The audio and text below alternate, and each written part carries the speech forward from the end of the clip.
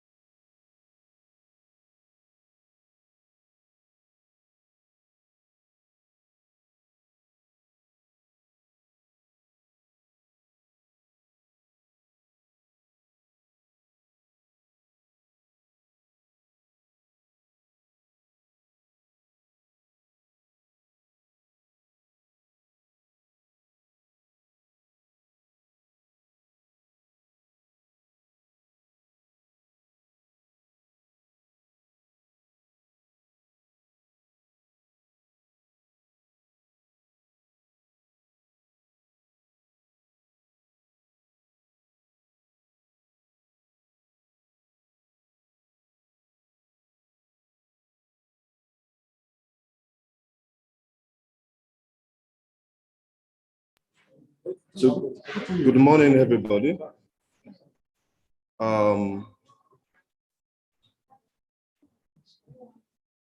we thank you for everybody for your patience, and we're starting right away.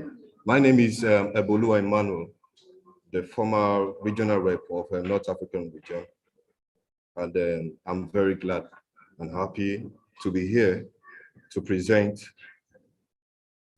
at this time. So what I would also be talking about is talking about the International Forestry Students Association, a space for your forestry realization and networking.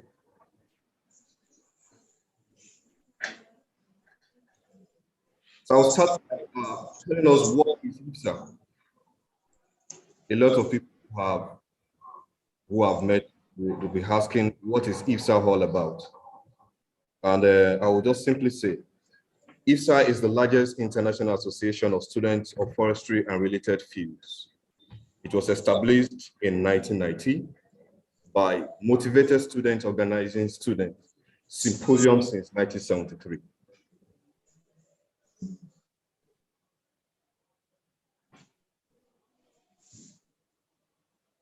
The vision and mission of IFSA is a work that shapes forest. The mission is to enrich the members' education through international events, networking, and intercultural exchange. Right on the screen is the chart showing the whole IFSA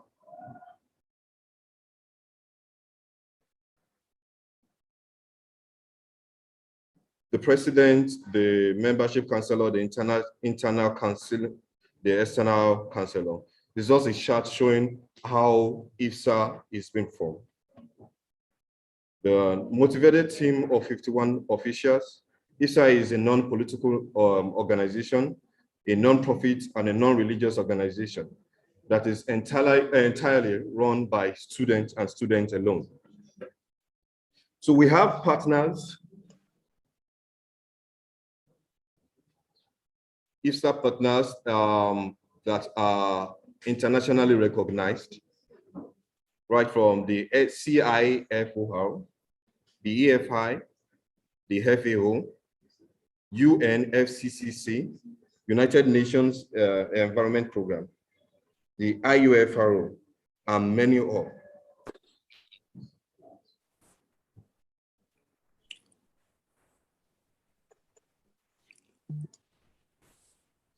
Now,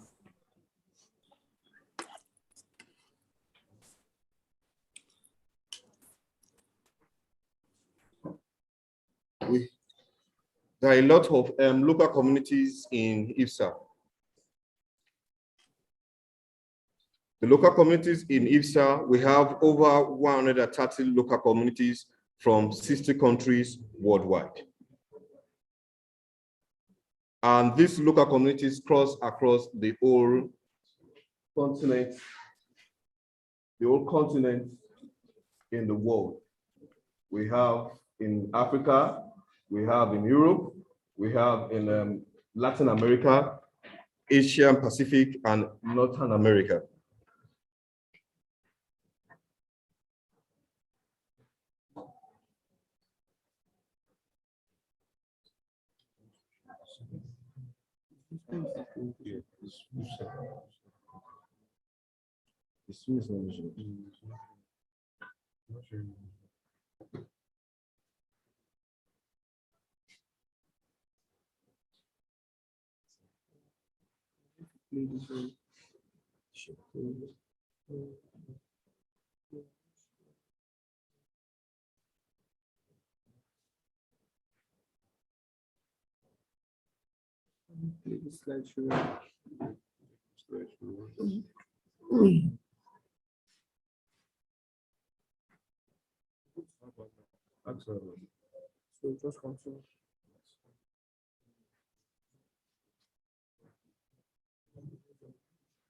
So the international events that usually go on IFSA includes the International Forestry Symposium, the IFSS, regional meetings which have been organized by regions in IFSA, different regions in IFSA.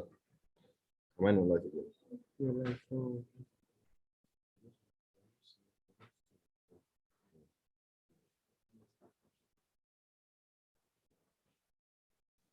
Can you see it now? All right, we're just making the few arrangements for you to see the screen. I hope you guys can see the screen now. All right. Yes, we can see the screen. Okay. So the international events that IFSA holds is starting from the International Forestry Student Symposium.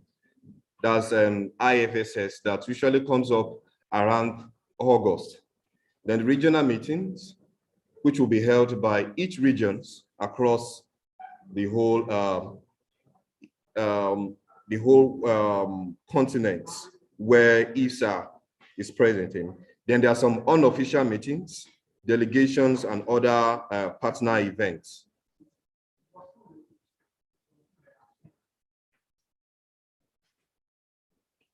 What are the benefits? A lot of people will just ask that, what are the benefits that you can get from IFSA? Now, I'll start by listing the benefits from you. Starting from number one, the networking space. There are a lot of IFSA from different community, from different region, IFSA students, like forestry students from different community, different regions. So IFSA is just a space to network, to meet with other people, other forestry students from different regions. And there are learning opportunities, acquiring new skills, and improvement of acquired skills, traveling opportunities, research collaborations, attending national and international conferences, creating friendship, getting certificates of participation. These are more benefits that you will get as a member of IFSA.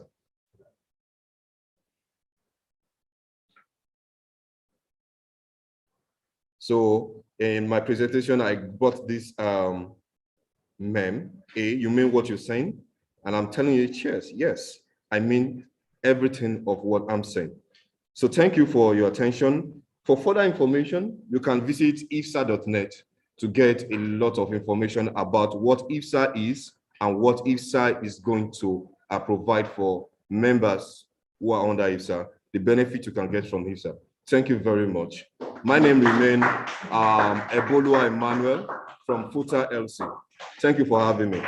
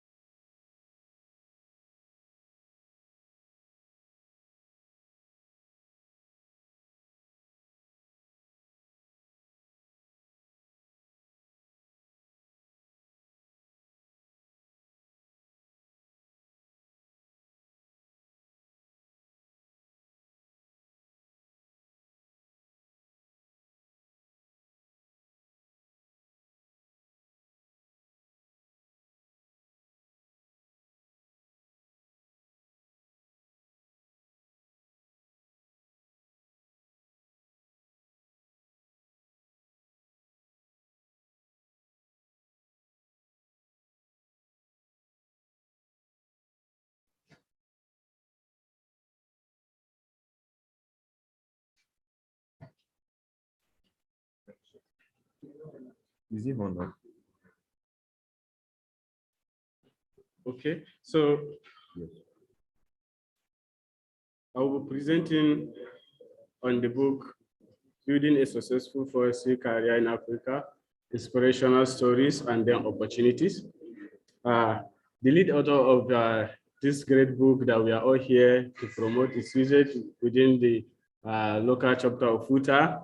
One of them is the lead author by name Alex Bimbo Natunji, who is supposed to be here in person, but due to some engagement, he cannot be here today. So I'll be presenting on his behalf.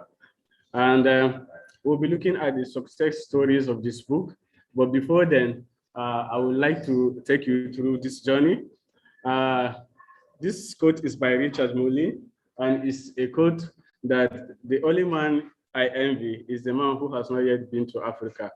For he has so much to look forward to because of Africa culture, diversity, and nature of vegetations.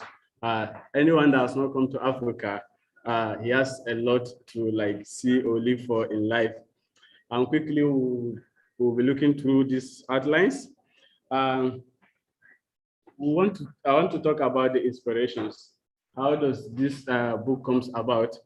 It all started with one of the meetings during the regional meeting in Ghana 2019, where motivated students decided to have a strategic meeting to look at forest educations in Africa, something that students are really passionate to study, or did they really apply to study that particular course?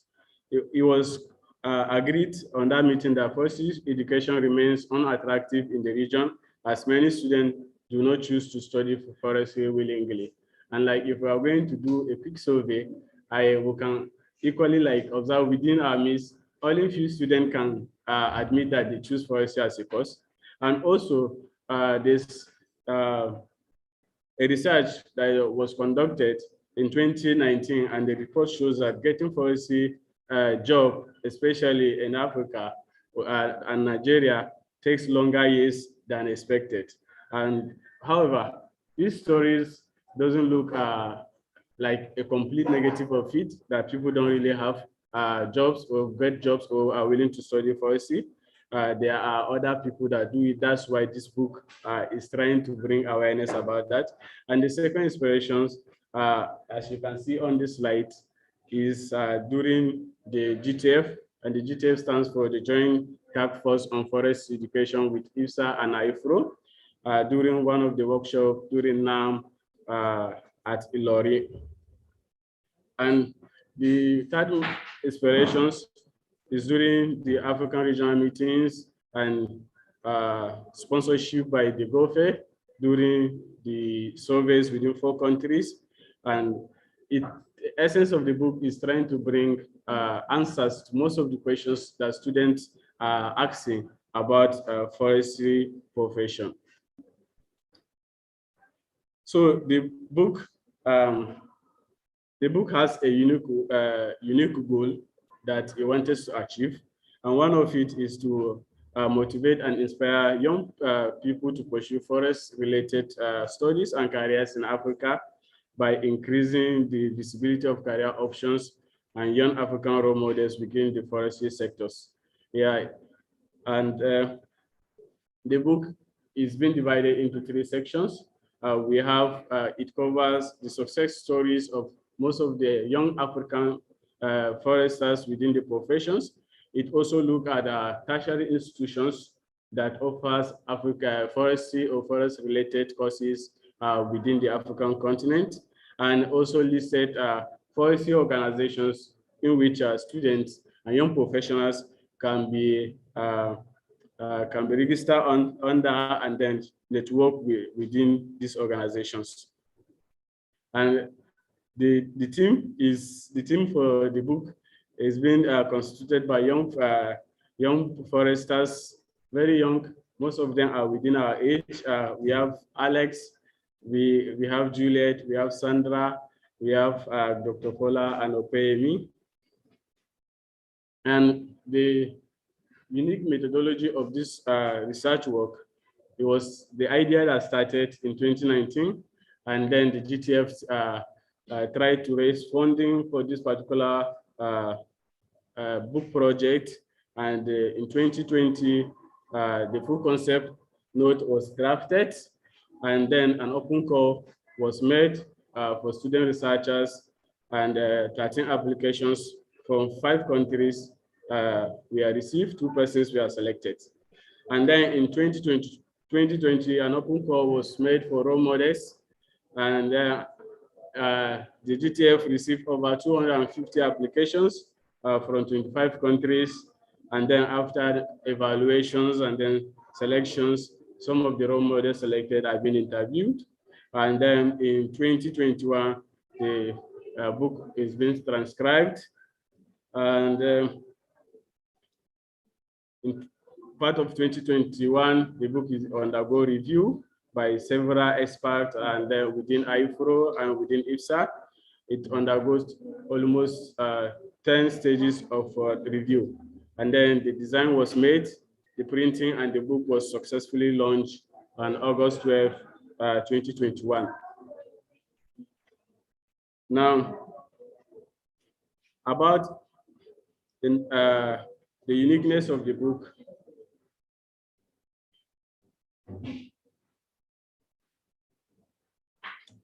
One of the uniqueness of the book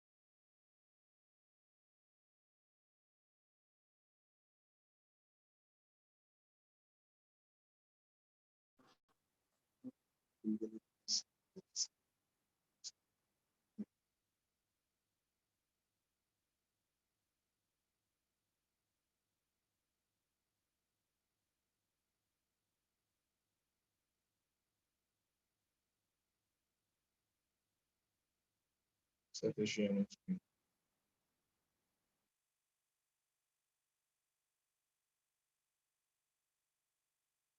Yeah.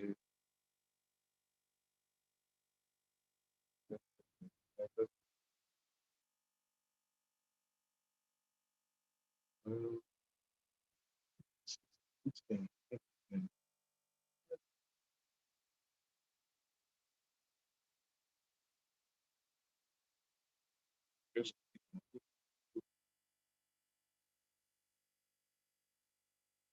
Traditions, yes, yes, yes.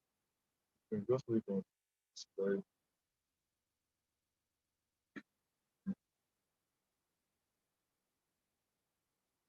Wait, it's not still moving, it's not moving.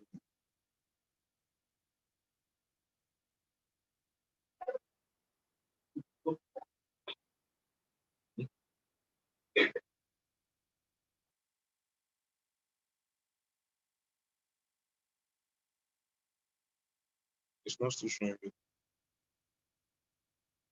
Slides are not changed.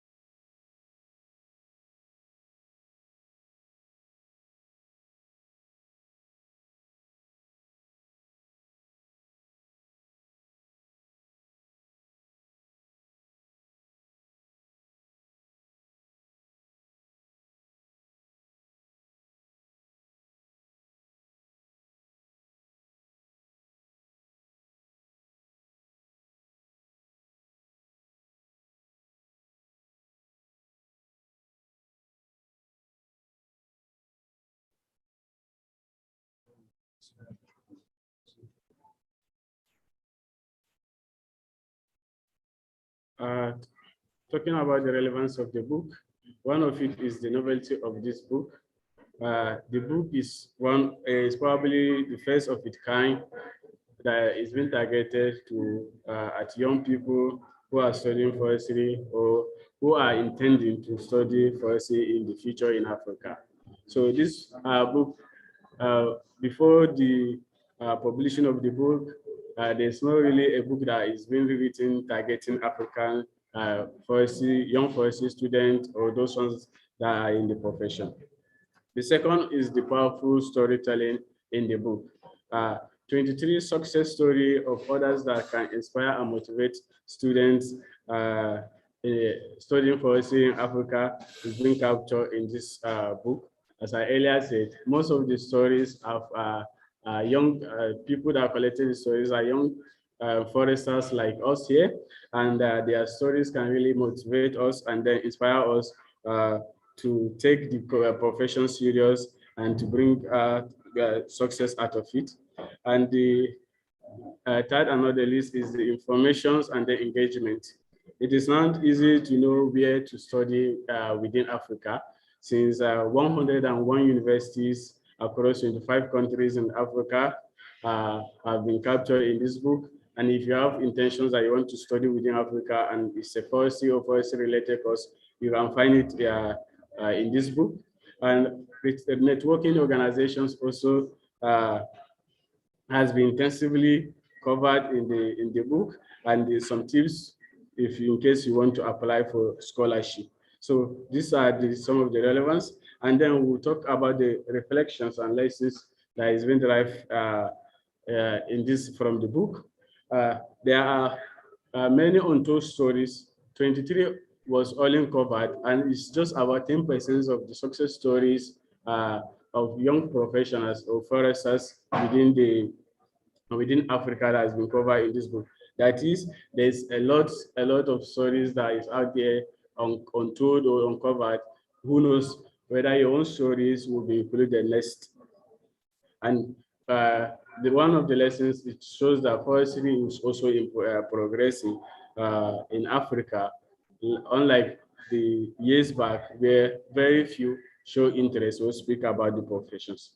And also lessons also learned is some of the stories of someone, example like John Indomuli.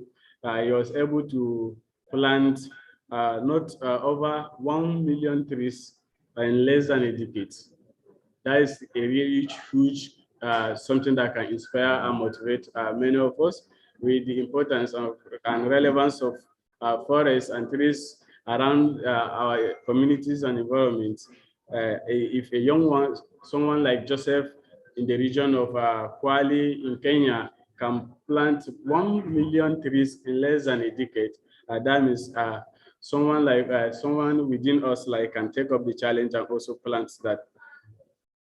And in this book, we want to show Futa to the world now, that not only that Futa is part of the IC in Africa, in Northern Africa, Futa also contribute to some of the success of stories of the book. So the Department of Forestry and Wood Technology at the Federal University of Technology, Akure, contributed to the project in this following lines. One of the co-authors of the book, as I earlier mentioned, is from this university. So it's a proud thing that Futa is also represented. Anywhere the book is being used, being read, or being documented, you will know that you'll be proud to say one of your own in the, by the name Okweyemi Adeyemi as the co-author, and two of the alumni of these great institutions. Their stories were features in the book. The first person is Omabola Eko, and then Temitope Rebecca. Some of us might know her when we newly came into the department. And you can find their stories written in this book in the page 42 and then page 54 of the book. it is a great acknowledgement that it takes a village to raise a child. It is not an individual effort, but a collective effort by the young student and motivated student of forestry within Africa that sat down to bring up the idea and then put something in a book for us to use. So it will be a great thing that we consider using this book, since the book is free of charge. You can download the soft copy, and then the hard copy will also be available for some of us at the end of the book launch. So this is the end of the presentation. Thank you.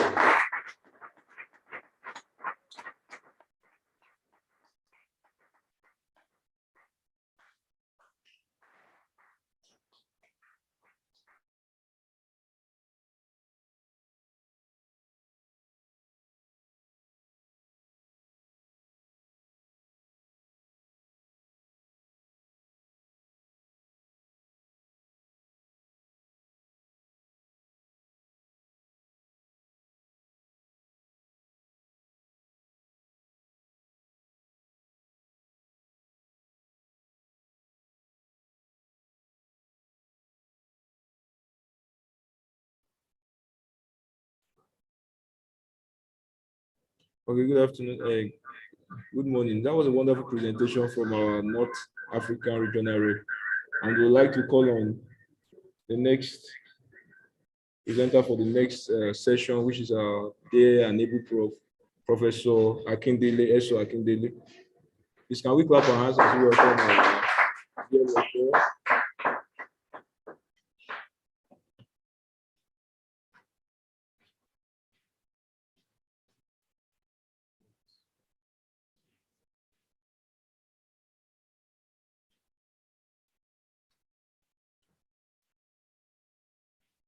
So we're expecting you, sir.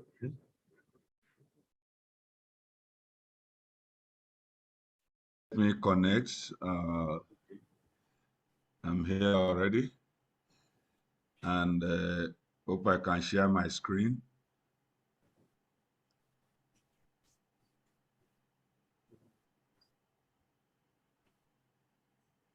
I want to believe we can see the screen, right? Can somebody confirm if the screen is visible? Yes, sir. Thank you, sir. Okay, thank you very much. I appreciate the invitation to make this presentation at this program. I've been asked to speak on the future of forestry and the emerging opportunities. Future of forestry and the emerging opportunities. I guess a topic like this it has been proposed because young people who are in the profession or who are studying to become foresters really want to know what the future holds for them. Is it worthwhile what they are studying, and what are the possible prospects going forward? You know, that kind of thing. And what are the emerging opportunities in the profession? So I am very pleased with the topic, and I'll just go right ahead to share my thoughts with us on this. Now, future of forestry. What is the future of forestry? Is it bleak? Is it bright? Because when you talk of the future of a thing, it could either be bleak or bright. If you are looking at the rate of deforestation globally, and especially in Nigeria or even in sub-Saharan Africa, you will be tempted to say, oh, the future is not so bright because the forest estate is dwindling, it's reducing drastically in size. Well, better then, I have good news for us. And the good news is the fact that the future of forestry is very bright, in spite of the current deforestation and forest degradation that is going on. And why do I say the future is very bright? The future is very bright because of the role that forests play in climate change mitigation and adaptation. That is the reason why I said the future is very, very bright. If you are talking of nature-based solution to the problem of climate change, what comes to your mind is forests, because forests are what actually are what we use as nature-based solutions to combat climate change problem. And so long as man continues to exist on that, the problem of climate change will continue, because population is increasing, more people are, causing harm to the forest, more industries are coming up, polluting the environment, and so on and so forth. And so, as a result of that, forests will continue to be a dominant player in mitigating this problem of climate change. And of course, from a layman's perspective, it's very, very easy to relate. If you remember that industrialization leads to emission of greenhouse gases, pollutants into the atmosphere, when you remember that, and you know that even human population that is increasing means more carbon dioxide is being released into the atmosphere through our respiratory system. Now, we need something to trap the carbon dioxide, and that is the role of forests. Well, somebody can say, well, all green plants do the same thing, even agriculture also. But the problem is most agricultural crops are arable crops, they're annual crops. They have growing season. And so while they are growing actively, yes, through photosynthesis and so on, they produce oxygen. But once they are harvested and dry season sets in, the whole place becomes brown and, and so they stop playing that role. Whereas forest trees continue all year round. And so the role of forests in mitigating climate change is something very, very key. And governments around the world has come to recognize this, and a lot of attention is now being put on how we can improve our forests in order to enable them continue to play their role in climate change mitigation. And of course, who are those that will manage these forests and ensure that they continue in perpetuity? They are foresters. And so that's why I said the future is very bright for the profession, for forestry.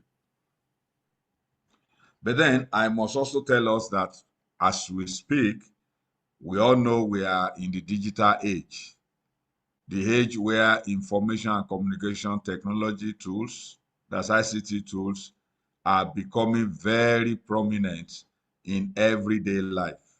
I mean, that's, as young people, of course, you are all familiar with that, the fact that the age you live in now is information age, is digital age, is, computer age, and so on.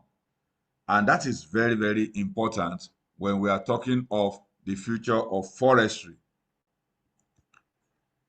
This leads me to the issue of emerging opportunities. We have said forests will continue to be relevant, majorly because of the role they play in climate change mitigation. We have also said currently we are in the digital age, era of ICT. So juxtaposing this together, the question will be, what are the emerging opportunities in view of the current age in which we live? And I have posited 5 areas here. Of course, there could be many more opportunities emerging, but I want to address these 5. First, forest certification. This is a major, major area of emerging opportunities, especially for us in sub-Saharan Africa. What do I mean by that? As at now,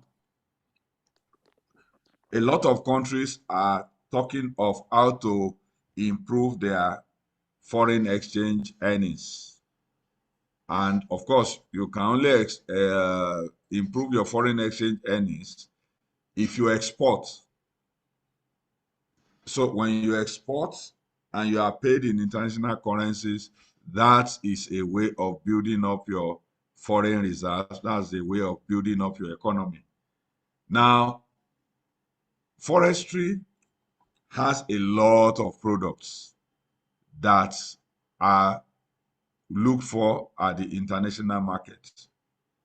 And if they can make their way into the international market, they sell well and they are non-oil anyway. And so we use that to improve our non-oil revenue. But then the issue is this: when you take your products to foreign market, to international market, there are requirements, minimum standards that you must meet, that those products, those goods and services must meet before they can be allowed to sell in the international market.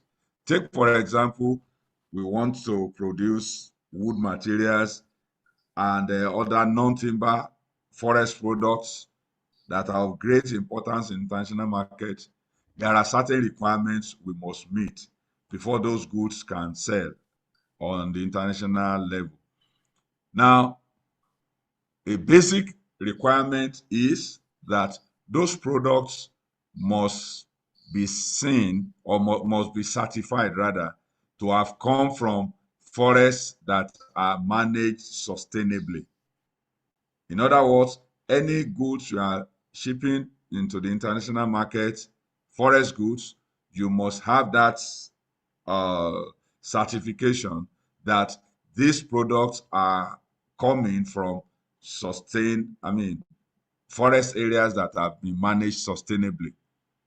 So that's what we just mean by forest certification. Now, as we speak, our forest reserves are not certified in Nigeria. There's none. No forest reserve in Nigeria is certified as at now. What does that imply? It implies that any product we want to sell now in the international market, we cannot sell because of that. And so this is an area of emerging opportunities, because if foresters can go into that area and work in those areas to meet those minimum requirements for certification, even the certification to be done will be done by foresters. So it's another opportunity for employment for a lot of folks. But then you need to know how to do the certification. And then when you are hired, you do the certification for forest. There are quite a number of enterprising people, young entrepreneurs, who want to really export forest goods. But when they get to international markets, they meet this obstacle that, oh, you are not coming from certified forests. So this is a major area of opportunity that we can look into. You can say, but people are already exporting material, so how are they able to sell it? I will tell you what happened, what they do. When you export logs or wood material, wood products, and so on and so forth from Nigeria, when it gets to Europe, for example, what they do is that they change the label to another country, to either Cameroon or Ghana or Congo, those countries that already have certification schemes. They change the label, because if you label it as coming from Nigeria, you won't get it to sell. And then there are some people also, of course, when they say, okay, it's Nigeria, they will sell it, they will buy it so cheaply because it's not certified. And then they change the label and begin to market it as coming from certified forests. So we need to certify our forests, and we need foresters to do that for us. So that's an area of emerging opportunity. Another area is data science. This is another very, very important area of emerging opportunities that foresters can go into. Through your training in forestry, you can easily make up a career in data science. And I can assure you, especially in this era of digital technology and so on, for the next 30 years, data science will continue to be top. I mean, will continue to be on top in terms of job opportunities and so on. So it's an area of emerging opportunities if you can do that. And of course, that means, of course, you know your statistics very well, at least to a reasonable level. And then you go into programming. And you can do that even as a student, as a young person in forestry, because programming is not rocket science. No, human beings are the people doing it. So you are a human being, you can do it. So you learn, you start to embrace opportunities where you can learn how to code. So you learn coding, you program in R, and you program in Python. Those two languages in particular.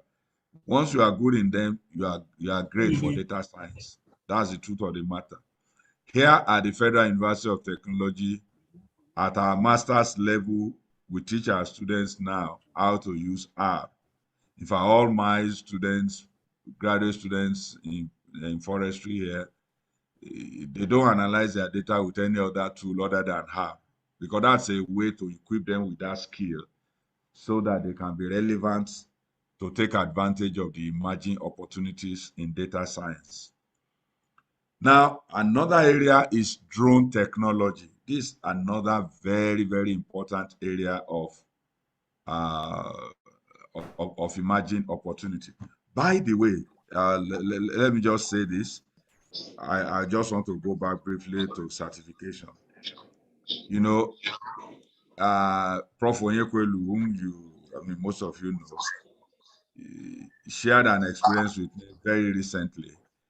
And what was that? He studied in Germany and he has lots of connection there. Along the line, one of the biggest pencil producers in Germany, Stedler, contacted him that they want to come and set up, in Nigeria here. And they have seen some of his publications on Melina, Akure, and so on and so forth. And they are really interested. And they know we have a lot of Melina in Nigeria, and there are lots of forest areas where we can grow Melina. So they were so much interested in coming to set up a big industry, a big branch of their industry here in Nigeria. And discussions have reached advanced stage in that regard. They have done a lot of research work to get materials here and there. But just while we were thinking, okay, everything will work out well, because if such a thing had happened, a lot of job opportunities would have opened up for foresters and so on. But then they just contacted him and said, oh, sorry, we have changed our minds. We are moving to another place. We are moving out of Nigeria. I said, why? What's the matter? He said, because we find out that none of your forest is certified. And as an international company, we cannot use products from uncertified forests. And so Nigeria lost that opportunity. So it's so important that we really key into some of these areas of emerging opportunities so that we can lift our country up. Now, drone technology, that's the third one I'm talking about as another area of emerging opportunities. As at now, of course, many of us are familiar, or at least we have heard of what drones can do. And sincerely speaking, a lot of job in forestry, we can use drones to assist us. And so if as a student, you are really interested in such an area and you get opportunity to do a little training in that, you become a very relevant hot cake in the job market. The same Prof. Onyekwelu contacted me recently and said, oh, another company that is already on ground in those states, or rather coming on ground this February, contacted him and said, okay, also a foreign company, can you get us somebody who is a forester, but who has some knowledge about drone, who can operate drone, so that the vast forest area they have given them, the person can help them use drones to do mapping and stuff like that. Excuse me. So that's a technology that I know is part of the emerging opportunities, such that as young people, if you can go into such areas, you will stand out and you will really distinguish yourself. The fourth I want to talk about, the fourth point, is software solutions. Software solutions. This is a very, very key area that you need to, that you can explore as part of the emerging opportunities in our profession. As at now, we know, of course, some of you will be aware that there are quite some digital apps, mobile apps on your phone that can do one or two things in forestry, like forest measurements and so on and so forth. Even area measurement, you want to measure the area of your forest, just on your phone, if you have the app, you can just put it on and just walk around the boundary on your phone. And as you walk around the boundary, the map, you just come back, you download that, a map already is produced without even using any tape or chain or compass or anything. I mean, there are all those possibilities that now exist. But many of these things exist outside the country. And there are digital apps that have been built to do some of these things. This is a very green area in Nigerian forestry. And so in forestry profession in Nigeria, if you can go into such areas of software solutions, you will be able to do a great thing. And you will be better off than people who study computer science in the university. Why? Because you already have the subject matter knowledge. And subject matter in this case means forestry. So you already have forestry knowledge. So with your forestry knowledge, if you are developing software for use in forestry, you are better than a computer scientist who doesn't have any forestry background coming to develop software for forestry. I mean, you are far, far, far better off. So that's an area where you can really explore, area of building apps, different kinds of apps and so on. And I'm excited to inform you that two of my project students currently are working on an app, a mobile app, as their final year project, which will end up helping us to be able to compute our volume of trees without having to press our calculator and be doing Newton's formula, Huber's formula. No. Once you enter your readings into that app, just press a button and all your volume will come out, whether you need it as Huber's volume or Smiley volume or Newton's volume. And not only that, there are quite a number of things that the app will do, including even helping you to calculate your height. Once you know your reading at the top, reading at the base, scale and horizontal distance, the app should give you the height without you having to do calculation by yourself and make all sorts of mistakes. So all these are areas of emerging opportunities in forestry that we can explore. And there are so many, many, many more. I was meeting with my students yesterday, and another former student of mine was in that meeting, and he was just asking, he was thinking aloud. We were talking of software solutions, and he said, sir, we can work on an app such that when you bring the leaf of any tree species, the leaf, just the leaf, and you put on your phone, you put on that app, and just scan that leaf with your phone should tell you the species, the particular species you are scanning. I mean, isn't that beautiful? So that is an area of software solutions, and it's part of the emerging tech opportunities that we are talking about in forestry. I mean, there are so many things we can do in that regard. Finally, on this, I want to look at residue or waste utilization. This is also another very important area of emerging opportunities. Usually, traditionally, when our timber contractors go to the forest, they cut the logs, 12 feet, that's the usual length they take out. And all the other ones that are not up to 12 feet, what happens to them? They are left there. Even if they are just 6 feet, 7 feet, they are left there. They are not up to a log. So they are left there as residues that will be wasted right there in the forest. But then there are technologies that can use those undersized logs, even branches. There are things they can be used for. And so the aspect of residue and waste utilization is a key area of emerging opportunities that we can investigate or look into. How about the sawdust that are generated in sawmills? These are also things we can use to make several products we can use. And there are so many other things we can do with residues and with waste. We can even generate energy from them and so on and so forth. So all these are areas of emerging opportunities. And so I don't want us as foresters to just box ourselves into silviculture, just okay, or nursery technology, just planting trees and harvesting.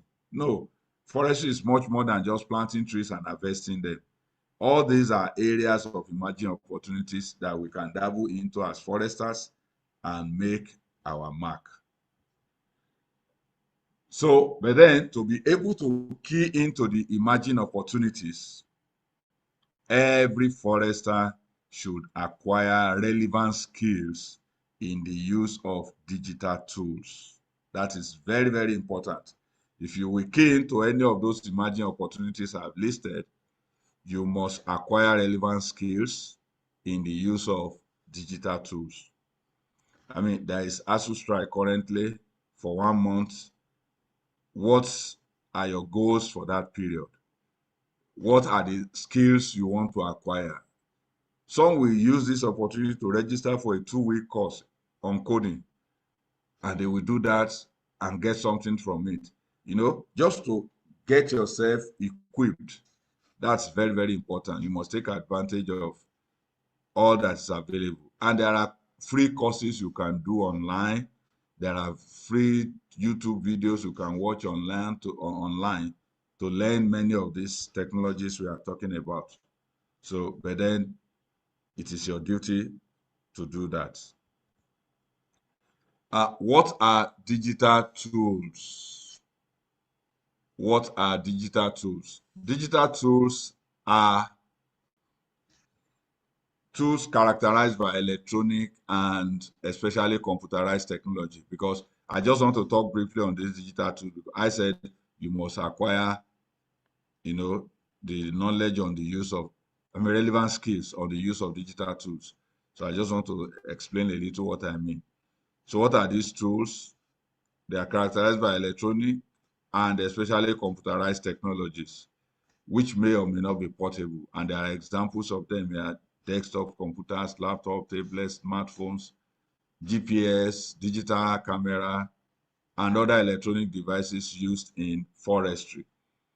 Sometimes digital tools refer to a program, an app, or other software available on a digital device. And I just have a screenshot here of some of the digital tools we use in learning. Tools you can use to learn something, either learn a code, learn a programming language, learn a tool, learn a technique. All these are tools you can use. So many of them, really. And we move from there to areas of application of these digital tools in forestry. You can apply digital tools in the area of forest measurement, forest mapping, even in silviculture, in timber harvesting, in forest management, in forest products marketing, as well as in training and manpower development. At this point, I'll just talk a little about drones because I mentioned it earlier on. Drones are used in forestry, in area surveillance, in mapping, in area photography, in thermal imagery, in topographic monitoring, and in tree planting. There are drones that plant trees in over several areas, and they do it so efficiently and so massively that millions are planted within a short time. I mean, drones, there are drones that do that. So this is an emerging area that we can really benefit from as foresters. Question time. Thank you for listening. If there are questions, I'll be ready to take a few. Over to you, the moderator. Thank you.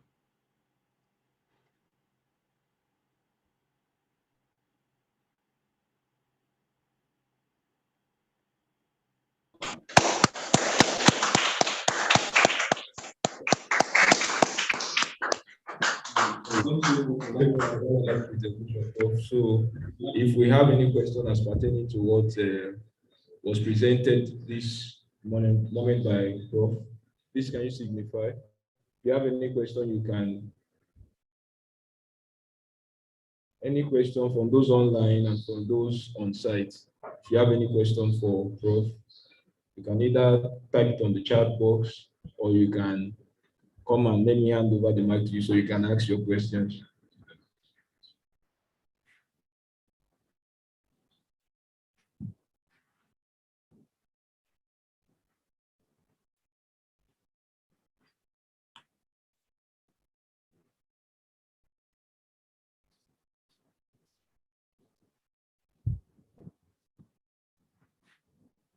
Are still there no questions?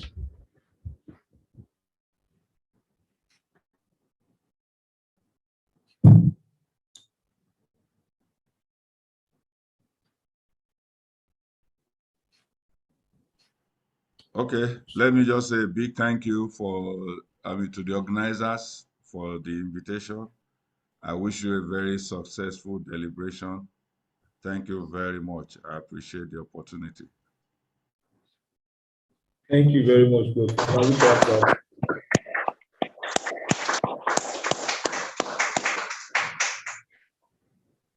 So at this moment, we'll be welcoming our next presenter for the next session in the person of Comrade Advocacy.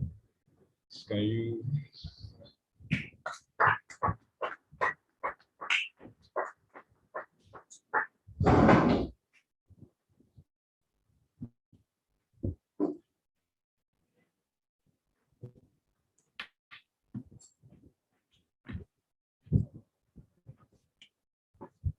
Hello, everybody. Good afternoon. It's a great pleasure to be here this afternoon, and I'm so excited to be back where I started from. I was once the president of the Association for Africa, and I'm happy to stand in front of you people this morning to give a presentation. So thank you so much for having me. And I was very appreciated for always being our great teacher. At every point in time, you have always enjoyed training. And as well, at every point in time, yes, from his wealth of experience, it's always a pleasure to sit under his stars or lectures. So now we have one more time. All right. Although I got the invite quite late, the president told me last night that I'll be here this morning to talk to you all, and I'm so excited to leverage on the opportunity to talk to young people that we have here, and as well as other people who are connecting from other parts of the world. So we must also appreciate IFSA headquarters for always giving us the opportunity to lend our voices at every point in time.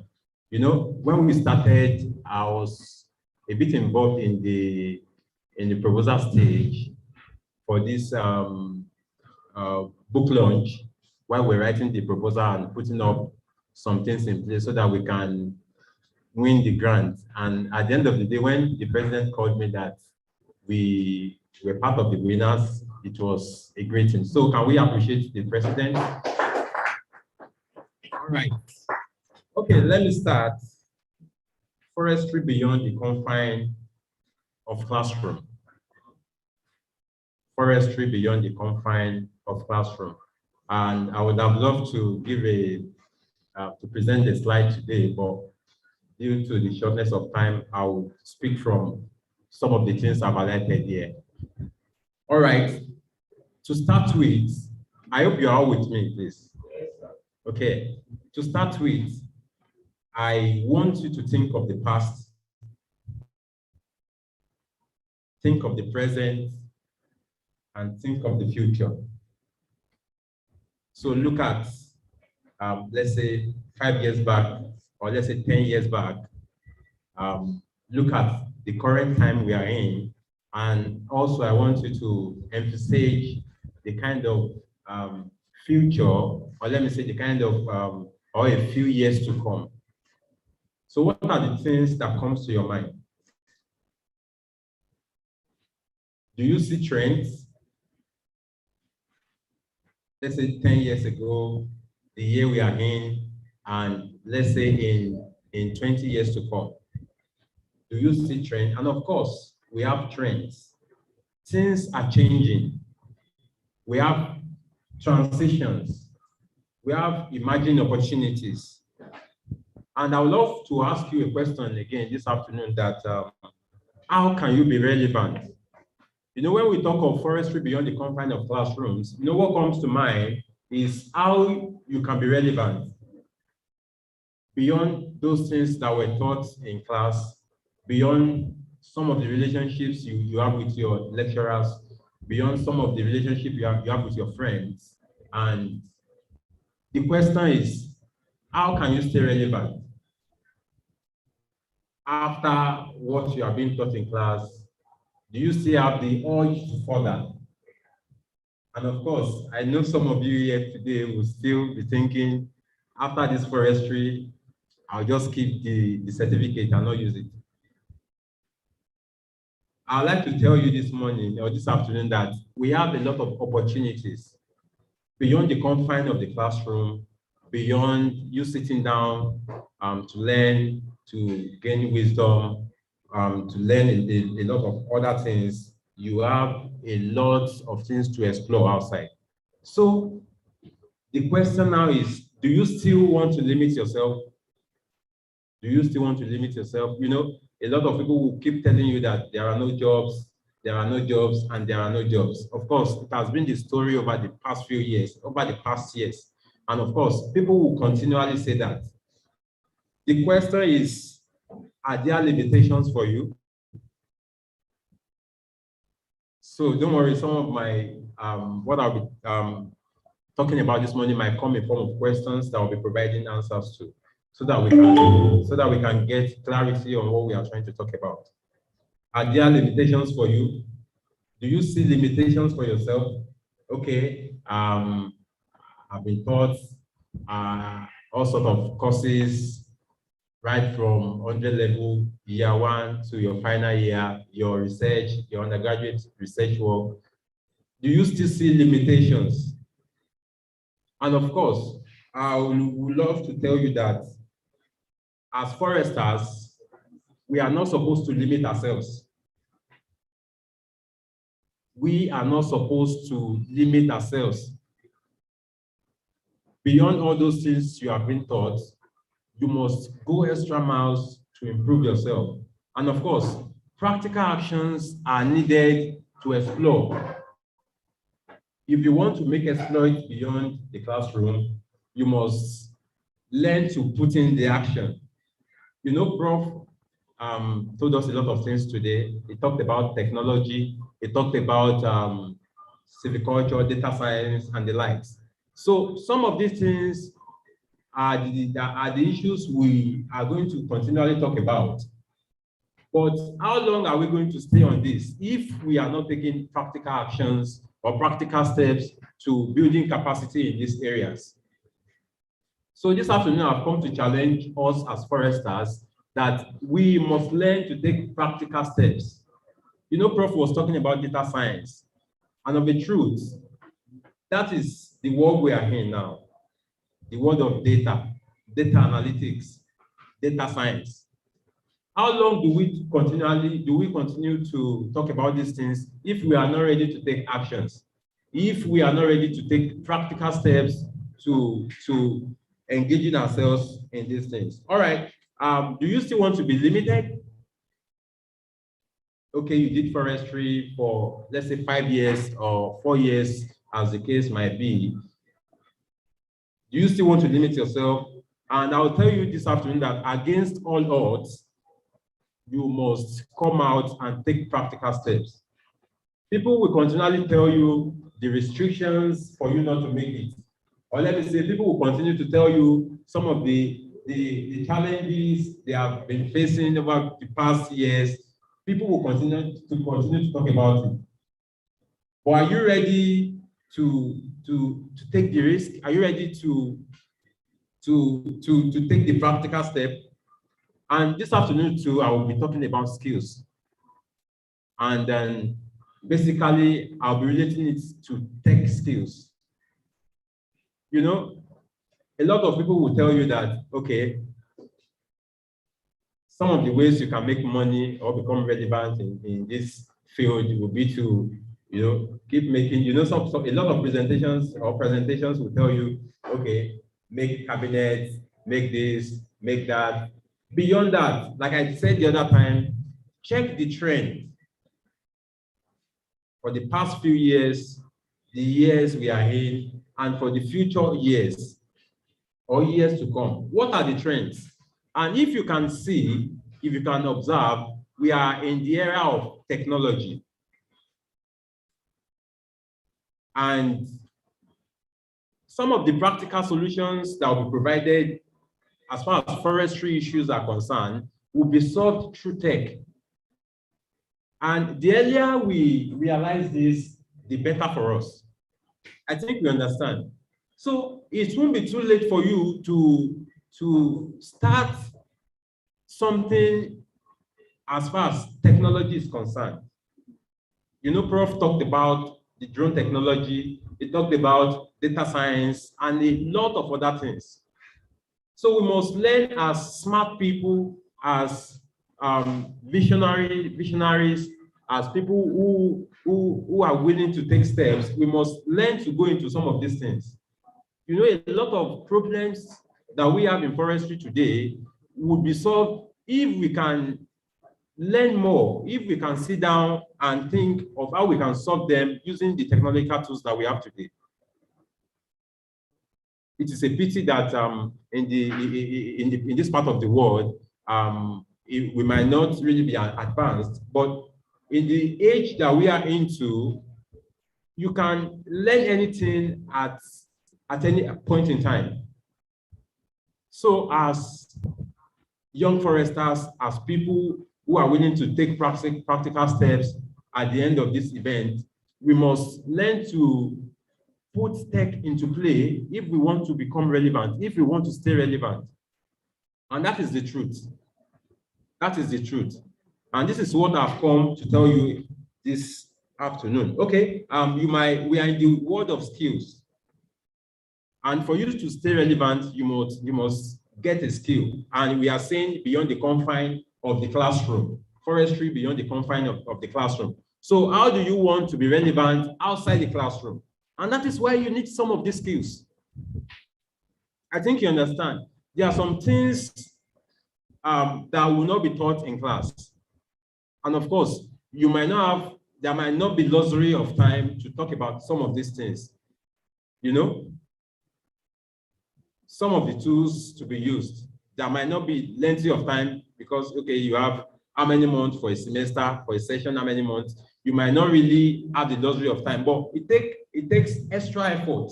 you need to go extra miles to get skills that will make you stay relevant. I think you understand. So we can divide skills into two. We have the hard skills and the soft skills. And these are some of those things that when you learn them, when you put them into use, the more you stay relevant as far as forestry is concerned. So when you talk of the hard skills, these are teachable skills. These are teachable skills. These are some of the skills that when you can be taught, that they can be learned, probably in classroom or outside the classrooms. There are some of the skills that are being taught and can be learned. So we cannot overemphasize it. Data science, we have something in relating to forest information technology. And when you see a whole lot of other things, we have, okay, you know, we have a project running currently, and with my friend Meshach, we are talking about tech for forests. So that's the current project we are working on. We are looking at how we can bring technology into solving practical problems that we have in forestry.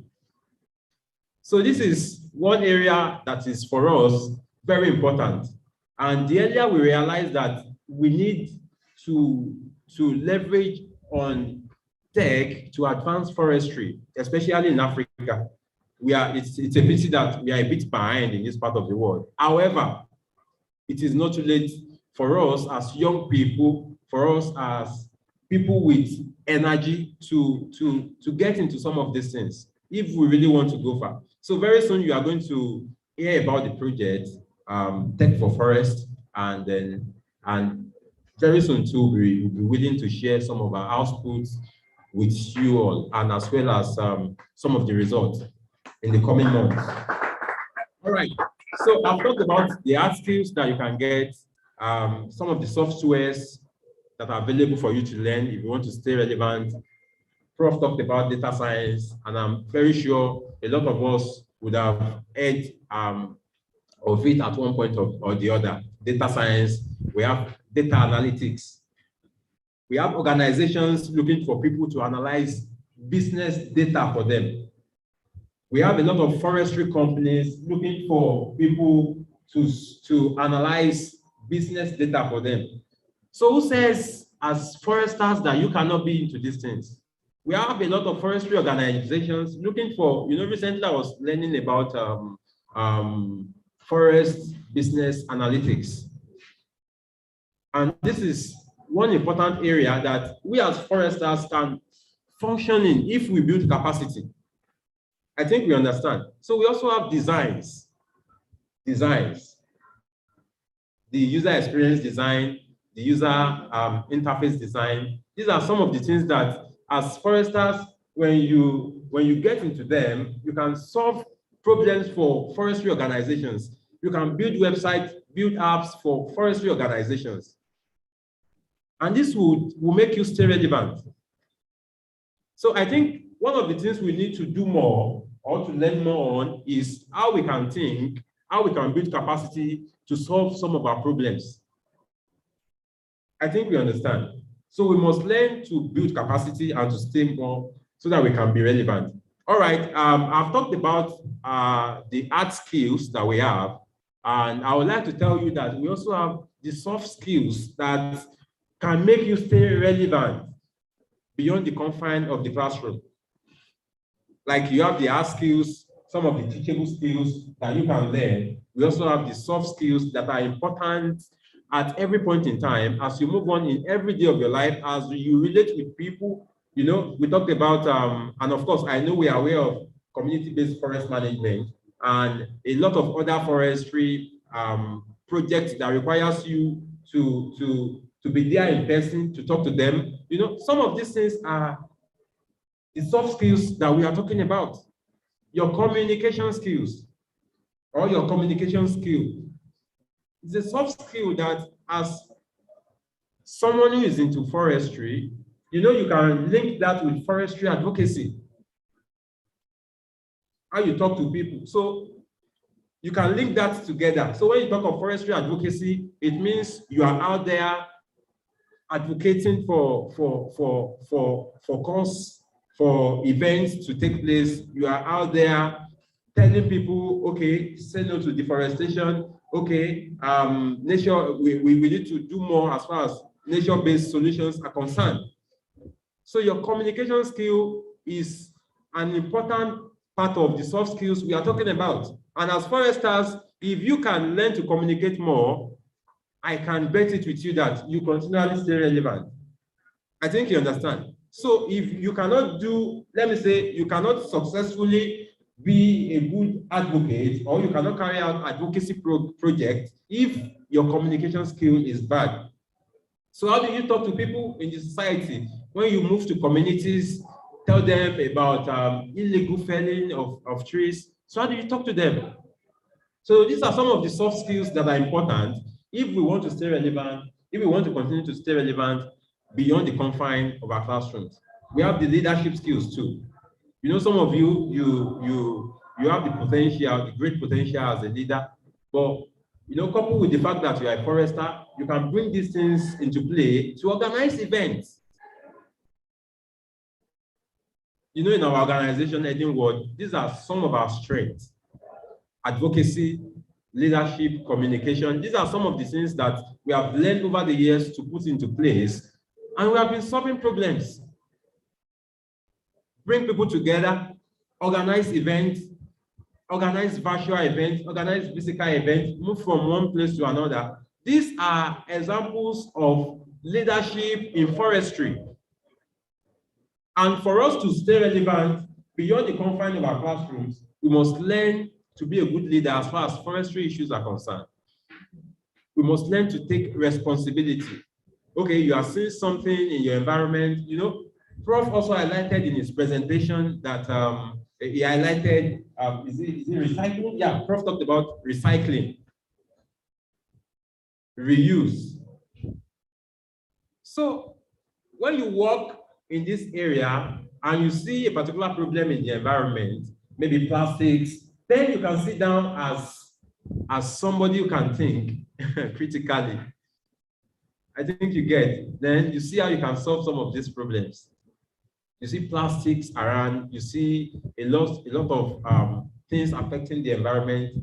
Then you sit down and see some of the practical ways you can provide solutions to them. So we also have advocacy, like I've said. Advocacy is one of the soft skills that you must learn as a forester.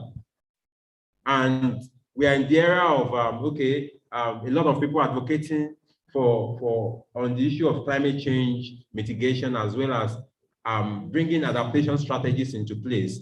We also have people, a lot of other organizations advocating on bringing nature-based solutions into play. So if you leverage on your advocacy strength, you see that you will continually to be relevant as far as forestry issues are concerned. I think we are following. I think we are following. All right. So adaptability is one of the soft skills that we must learn as foresters if we want to be relevant.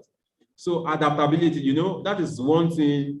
I think adaptability and resilience can go together. You know, that is one thing we have been taught in this department. You know, you can adapt anywhere. When you get to Sokoto, you adapt. When you get to the forest, you camp there, you still adapt. I think we are good. All right. So these are some of these skills we must learn. These are some of the skills we must learn if we want to stay relevant. However, in solving some of these issues, there are some practical things we need to do. There are some practical things we need to do. At some point in time, you might need more certification to also stay relevant. You might need to attend conferences, network. And I think one of the strengths that we need to leverage on is the fact that it's on our networking skill. How can you network as a forester? And that is one of those things that will make you continually stay relevant. If you are traveling to Ghana today, can you use the network of people around you? Thank God for now. thank God for some of the connections that IFSA are giving us in time past. So let me say IFSA is still giving us the opportunity to network with people from all over the world. So we must leverage on our networking skills if we want to be relevant. You know, there are some issues you cannot solve today if you do not have the right person to link you up with some of the opportunities. We have a lot of conferences today that using your networking ability, someone will just tell you, Dari, there's one opportunity in South Africa, and are you able to attend this conference? There's a funding for this. You know, some of these opportunities, they are not things you can find on the internet, no matter how deep you search. I've had cases where someone just messaged me, okay, I want you to take in this role, and I didn't see it on the internet. So we must leverage on our networking skill if we want to continually be relevant as far as forestry issues are concerned. All right, so we have a lot of things to talk about. You know, I can continually mention them, and you know, let me say this again, that we must always continue to learn. We must continue to learn at every point in time. So we talked about the skills, some of the hard skills, you know. When you see some of our like Professor Akindele, who is a very great, who is a great mentor to all of us, who is a very great, is a great father to all of us, you know, it still creates time to learn. Yeah. And that is why it's relevant today, and you still continually stay relevant. So these are some of the things that as foresters we need to learn. Of course, we have a lot of things to talk about, but beyond the confine of our classrooms, let us move out. Let us take practical steps. We have a lot of problems calling for people, calling for actions. The more we sit down and see some of the practical ways we can solve them, the better for us. And don't forget, I've told us that we must learn to leverage on technology, which is an important tool if we want to continue to solve problems as foresters. So let us continue to learn. Let us continue to build more capacity. Let us get more skills if we want to break grounds beyond the confine of our classroom. So ladies and gentlemen, I want to sincerely appreciate you. All right, I think I must also talk about our organization, Heading World Conservation Initiative. You know, we started when we were in our final year rather. So we started, okay, I can remember PG Lab, we're just in front, you know, over the night, TV messaged me, Olaoluwa, can we do this? And the following day, we got our friends together and we started in 2017. And by God's grace, we are waxing stronger. And these are some of the things that, you know, some of the advocacy projects, like I told you, it's not a must that you engage in physical projects that will change lives or that will change the environment. We have a lot of things you can do to stay relevant. You can raise costs virtually. You can solve issues. You can start an advocacy program online. If you are scared of resources, maybe you do not have access to all the resources you need to go for physical projects, you can start online. Raise the cost. Start speaking on issues. So the earlier we get to know these things, the better for us. And the more we put our skills into use, the better things will be for us, even as foresters. So Heading World Initiative, we are into climate change advocacy, forestry education, and we have our guys all across the world, and we are waxing stronger, and we are still raising costs for environmental issues, and then also we are working on environmental advocacy and a whole lot of other projects as far as the environment is concerned. So, ladies and gentlemen, wake up, get more skills. You know, I've talked about it, that get into tech. Looking at the trend, get into tech. Look at the problems or problem that you can solve in the environment. I also told you about our current project, myself at Meshach, which is Tech for Forest. You know, we've started working already. And in the coming months, you see some of the outputs of our results. So ladies and gentlemen, I want to sincerely appreciate you for inviting me to speak to you. And it's always a great pleasure to give back to the local community where I've once served. And, you know, I'm always available when you beckon on me. So ladies and gentlemen, thank you so much for your time. And I wish you happy IFSA Peter Week. All right, thank you.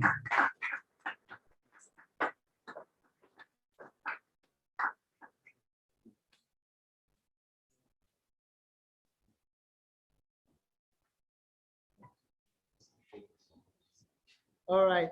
Thank you very much. Thank you, everyone. It's getting interesting as we keep on unwrapping things. It's getting more interesting. Okay. All right. I will have to bring my organ now. Shortly before that, do you have question and answer? Is section for question and answer concerning what the session that has just been taken, forestry beyond the confine of classroom. All right. Okay, so please, when we're having the session, one of our leader came around, and I got to know that is the founding LC president for IFSA X2. And I also have the president here, the IFSA X2 local chapter president, Comrade Jolomi Williams. And other executives, please, can you just say greetings so that we can recognize?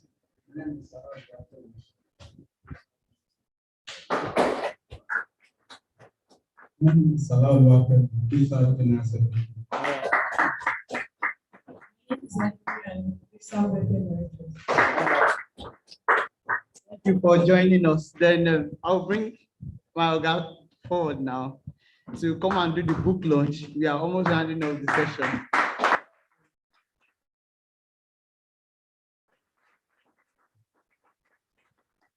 Comrade Dari Adiago, or Mr. Dari Adiago. Thank you, sir. Well, thank you so much,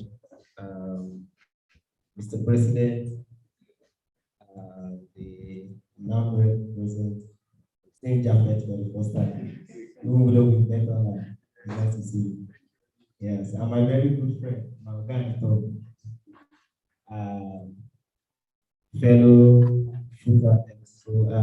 Futa LC members and visiting friends, ladies and gentlemen. Thank you so much. Such a privilege and an opportunity to be here. Popularly, a man they refer to with two crowns. So, and even though I'm here to give the book launch, I feel, as my friend was speaking, I feel it's important to reestablish certain points that you need to take home and that can serve as takeaway for you. I'm glad to be here today. And some things I just see bring back some nostalgic memory to me. And it's something within some few minutes, just before going to the book launch. Coincidentally, I know my friend is watching this, Alex, that brought about this. So I think when the book was launched, my picture is actually inside in the book. I was amazed to see that was done. But this is it, just to give us a quick wrap, something you can take away. As Mr. Olaolo has rightly said and has made us to understand, the forestry story and the forestry journey is something that each and every one of us can bring out whatsoever you feel you desire from it. And that is how we got here. Very quickly, many people till now do see me as a Futa graduate, and I get amazed when I hear that and see. But this is how it all came about. I don't know when you heard about IFSA, but I'll just give you a brief history and story from my end, and that is where I'll draw my lessons. I got to know about IFSA in the year 2016. And from the year 2016 to date, by a rare privilege and due to the remembrance of my friend Alex, I got to know I was the only person that has attended all regional meetings, physical regional meetings till date.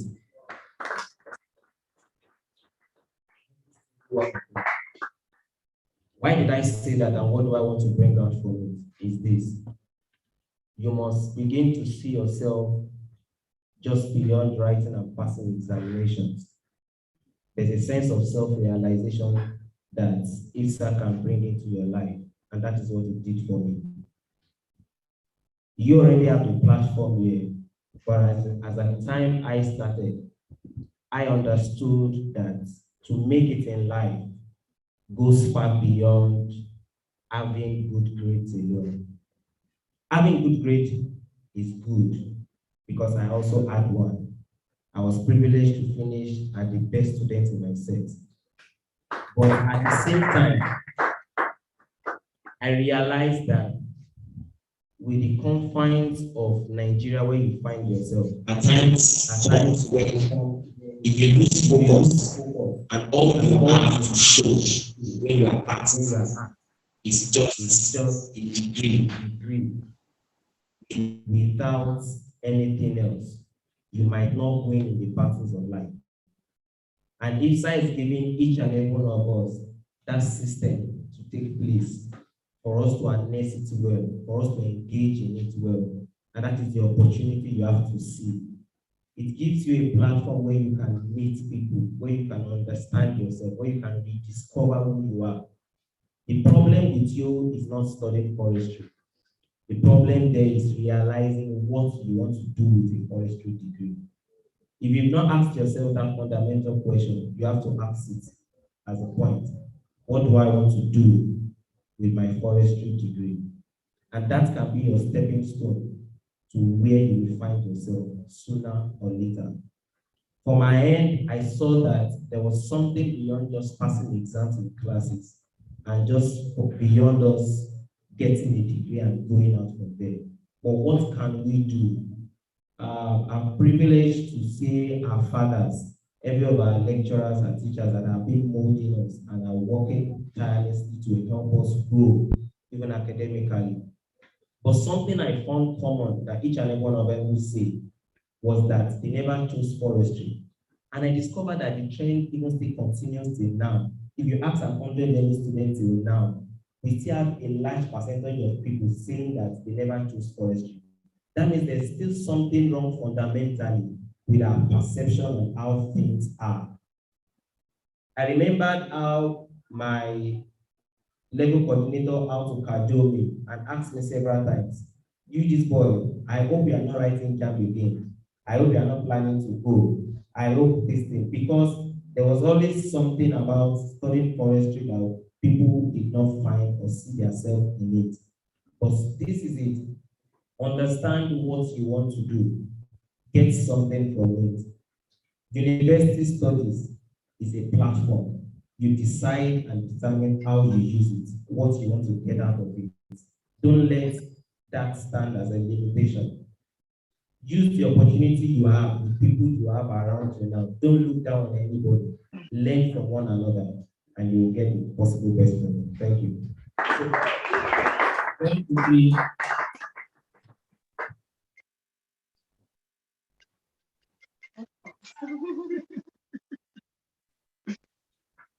So if I did that, 5 10. building a successful forestry career in Africa, Inspiring Stories and Opportunities by Mr. Alex B. Onatuji, Juliet A. Sandra Rodriguez, Associate Professor Folarin B. Babalola, Scovia Akelo, and Okweyemi Adeyemi. The idea behind this book, as I was also privileged to attend a book launch formally August last year, was for us to understand that there is hope in forestry. It's not about you being cajoled. It's not about you being sweet-talked. into remaining in forestry. But the idea I've been privileged to know about this book, as at one time or the other, I've read the book, I've read through the whole book, is for you to rediscover yourself and understand that studying forestry is not a mistake and it's not by accident. Whatever you will get out of it is what you do with what you have. So I will encourage each and every one of us, as I'm privileged to be launching this book, to understand that even before now, when there was no manual, as I will call it, for you to have a pre-knowledge and a full impact idea of what you are going into. People have been making it in the forestry field. They are getting something. Now, once you have this and the resources that are made available, it's expected that you should be able to do better and far more than your predecessors. So with that said, it's not a church, so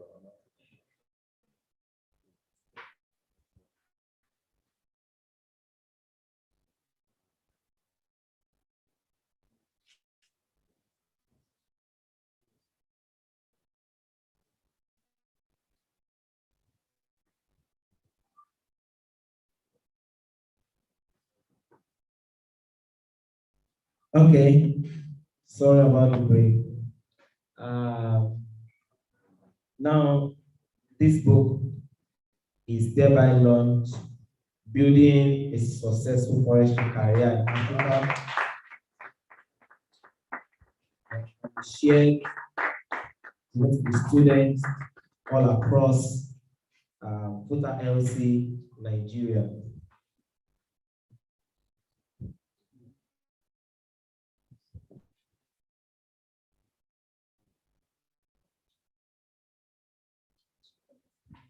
Okay, I was also asked to inform you that the book was 10,000 naira each, but has been said to be given free of charge.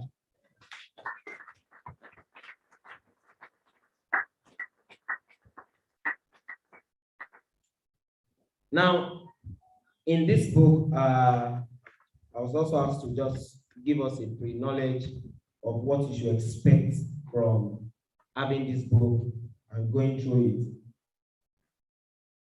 They've done a very great job in bringing these groups together. I remember sometimes in 2019, if I'm right now, or 2018, it started with a survey on knowing which the universities that offer forestry degree across Africa. Yes, I think my voice is still audible enough. So across Africa. Okay, please attend to that. They said they can't hear us. I can see Alex dropping a message.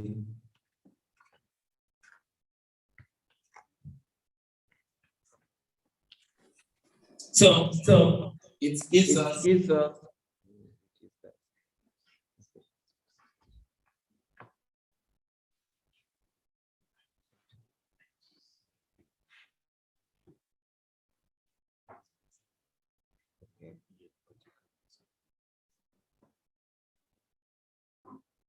So the book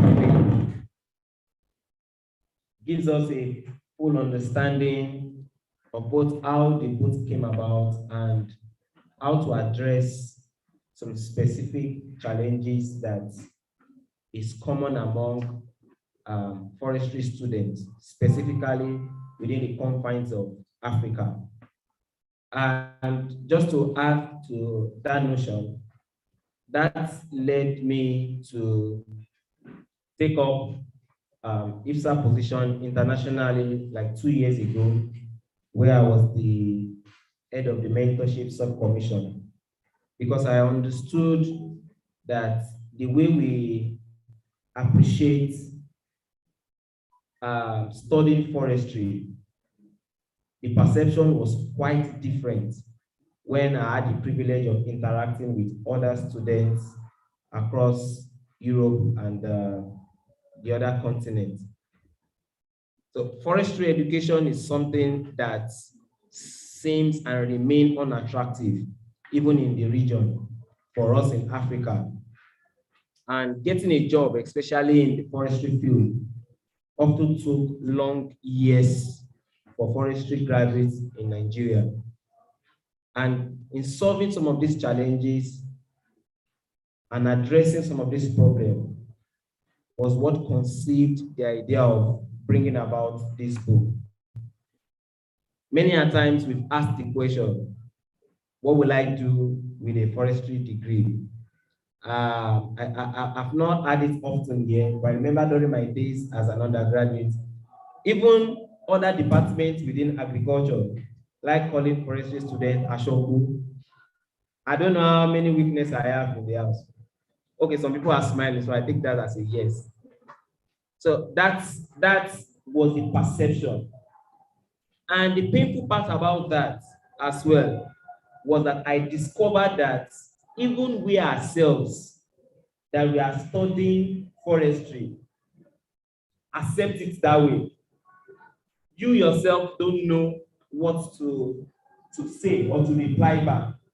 And that gave me a peace notion that if you that are studying the course can't defend the course, what do you expect from people that are not there? It's just a blatant truth. So that are some of the things that this book has paid attention to and is bringing a notion towards. That, oh, you don't know how to talk about forestry. You don't know what good can come out from forestry. There are examples that have been selected across different countries in Africa to show you how they started, what was their own challenges, and how they came through it. So if you have these examples at the beckon of your hands, then what is stopping you from making an headway to it? I discovered that many a times that notion alone has brought several people down. Let me just recount this. I was telling some few people, okay, I think it was Mr. President and the NAMRED. So it just came to mind. I just said, let me mention it again.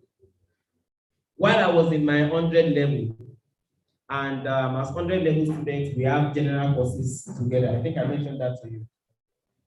And while having the general course, I don't know what came about that notion. And some two girls came to meet me that day after class.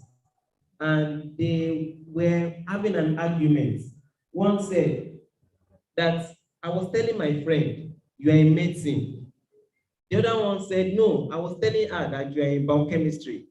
So they now came to me to confirm, what department are you? Ah! If you are in my shoes, what will you do? And I was surprised because, of course, I could deduce that before coming to meet me, they were having that sort of argument. And coincidentally, most of my friends then, while I was in 100 level, were either in medicine or biochemistry. So it gives more credence to their reasoning. But to me now, as an 100 level student, how will I not tell you that I'm doing forestry? It wasn't fitting in. So the best thing I could do, and at the same time, I didn't want to tell a lie as a child of God. I just smiled and I just left. I walked away. So it was like the scenario in the Bible when they were trying to capture Jesus and Jesus was able to leave the crowd. So I just borrowed some wisdom from that and I left the crowd. But now, what you have at your hand is like something to give you an insight to what others that have gone before you have gone through and how they came out of it. It's for you to see for yourself what you can make out of it for your own good.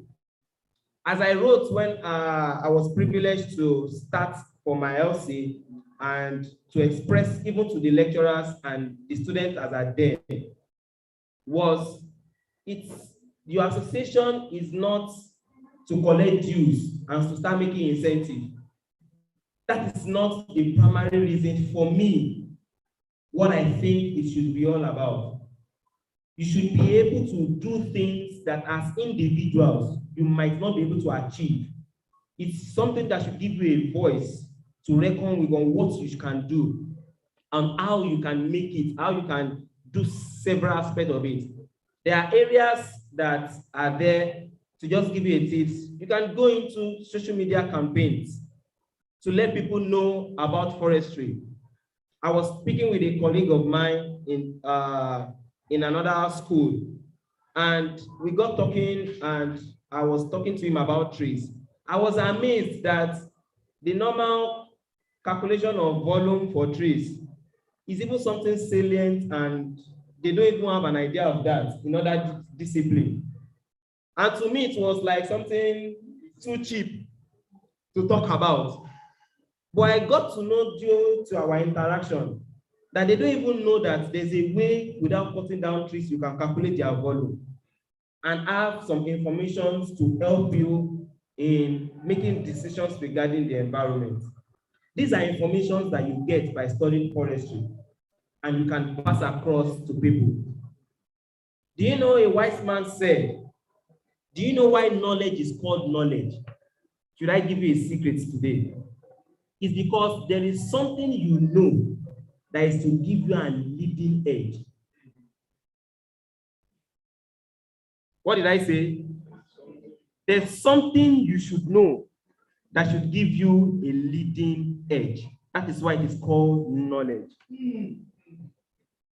So there's something you know or you're expected to know in the course of your study as a forester, that by the time you are done, you should become a don.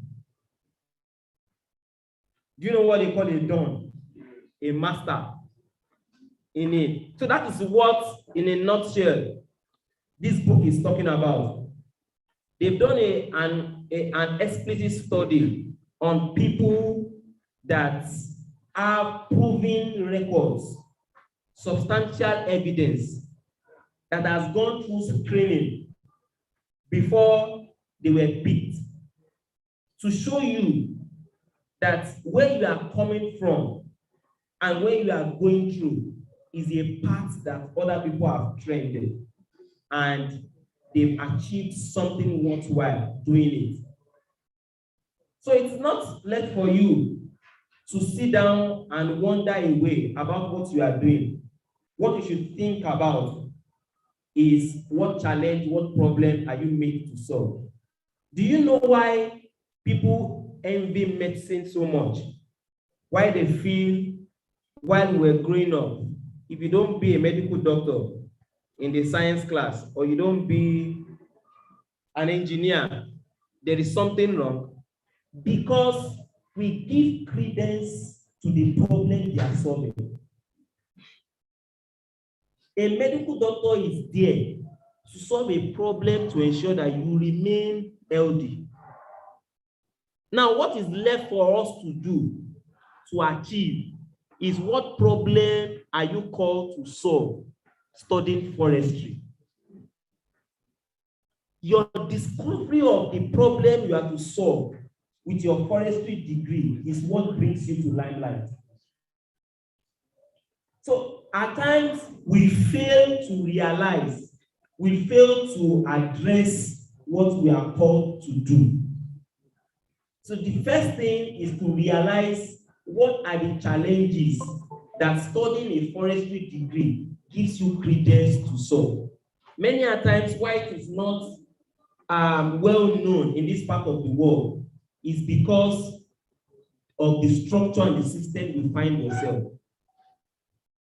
My pastor used to tell us while I was in school that if there's a problem you have and God cannot solve it, or if there is something you desire and it's not available, nobody has ever seen it, God has the ability to create it. So if there is something you are meant to do and it's missing, it doesn't seem relevant, you can start it. That gives credence to what my guy have been saying. There are many exploited in forestry degree. That is why it seems forestry is not relevant, because we are not working in that direction. But what makes it relevant is when we start to function in that line. So with this few points of mine, I still have a few things to say, but I don't know how much time I still have. That's what I'm trying to. Okay. Since I have about 5 more minutes, let me quickly talk to us about relationship and your association.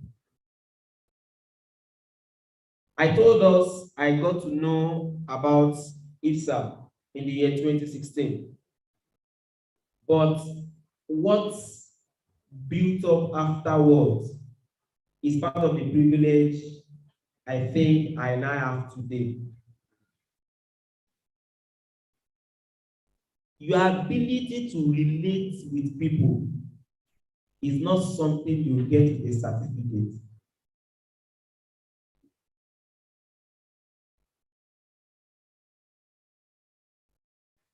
Your contact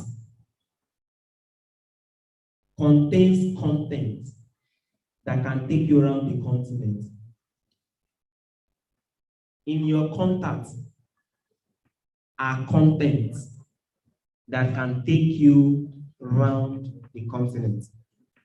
That means for everybody that you meet or you come across to,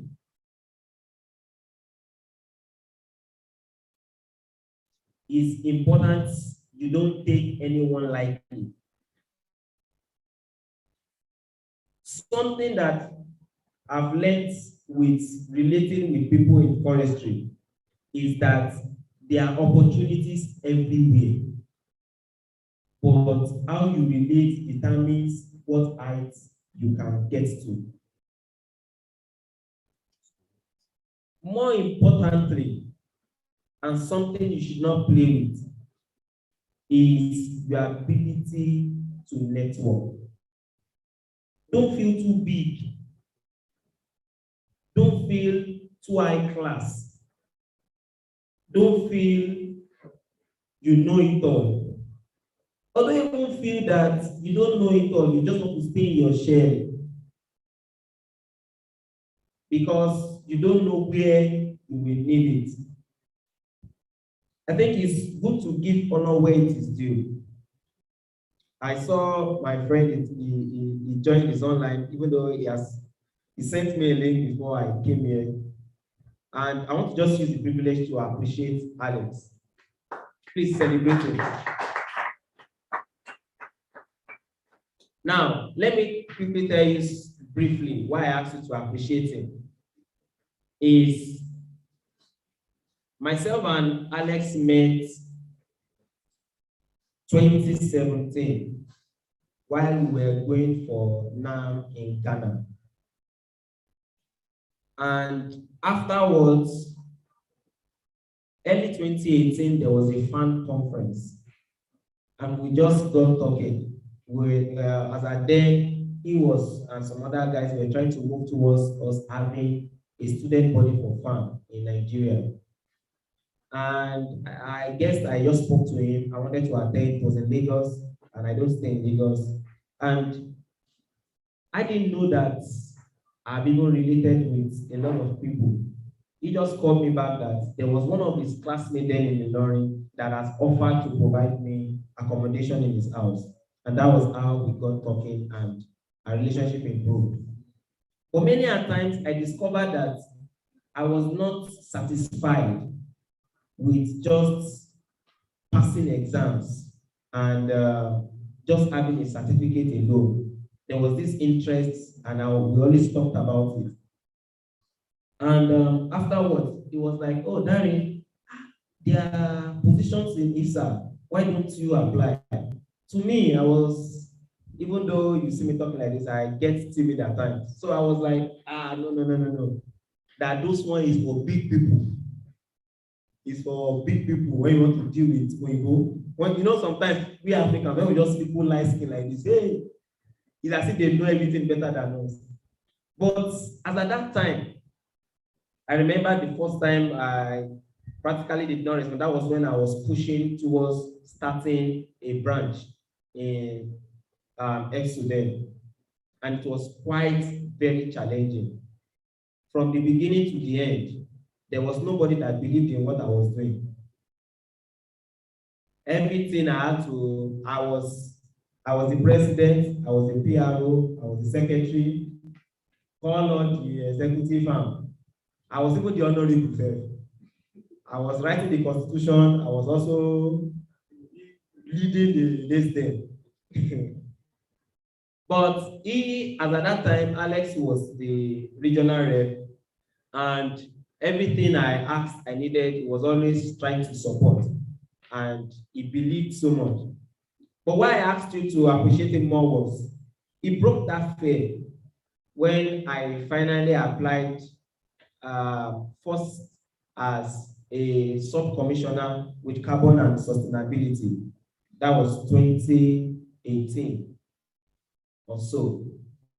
And I was so fortunate that my head in the carbon and sustainability was Johannes. We still spoke recently.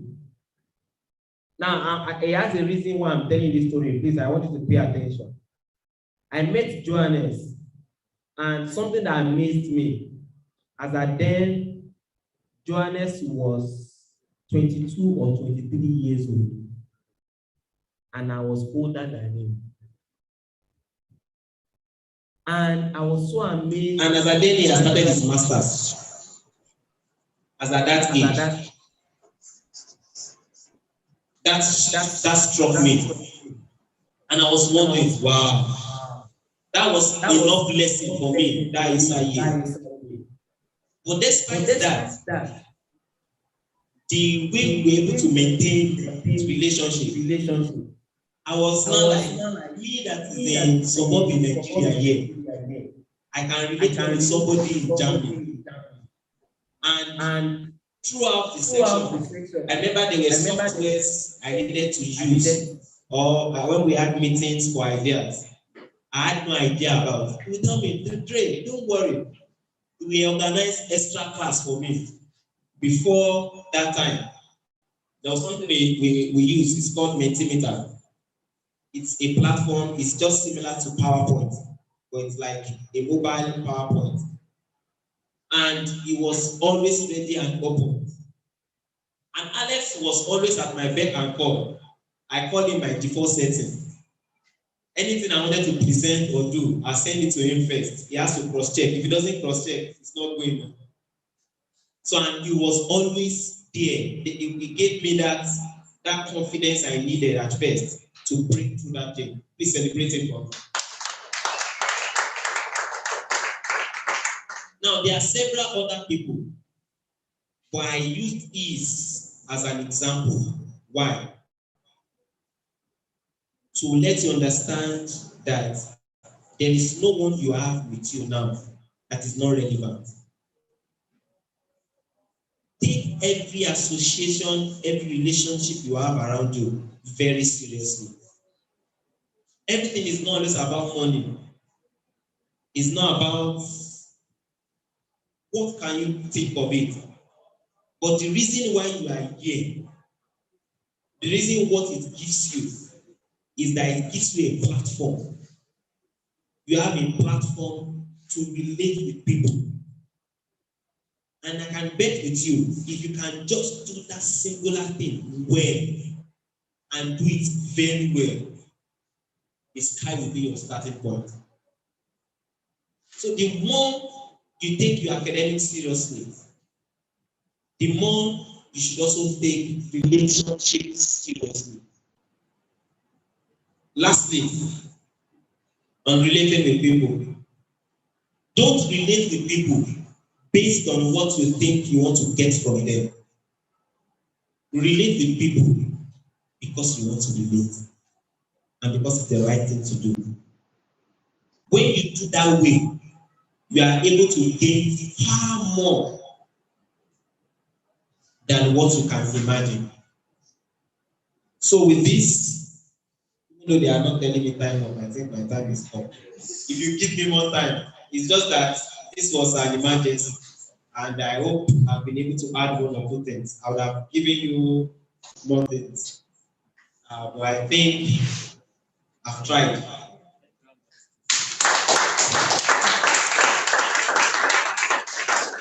So I'd like to appreciate everyone. It's a privilege to be here. I'm not taking it for granted. I want to thank every executive member of Futa LC and for giving a huge support to the president. I remember I saw him last week, November, the way he was looking. I said, yes, he's giving me some remembrance how I used to look, and for making it worthwhile.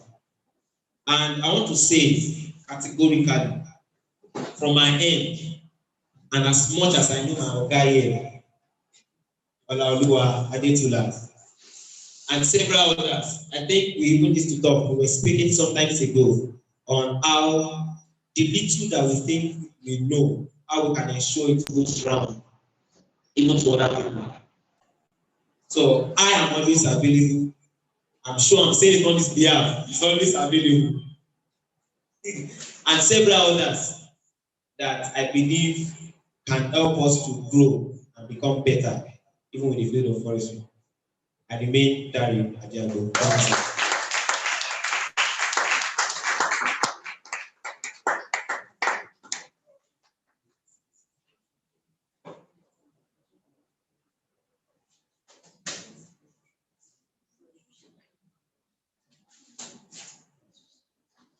All right, please.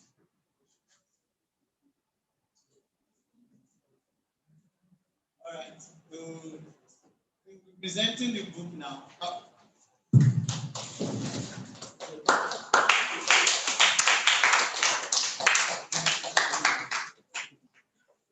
Thank God I remember before president's actions.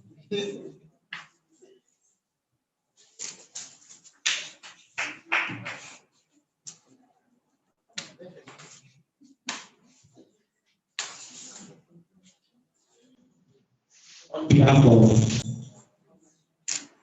Futa, Futa LC, I'd like to present and launch this to you.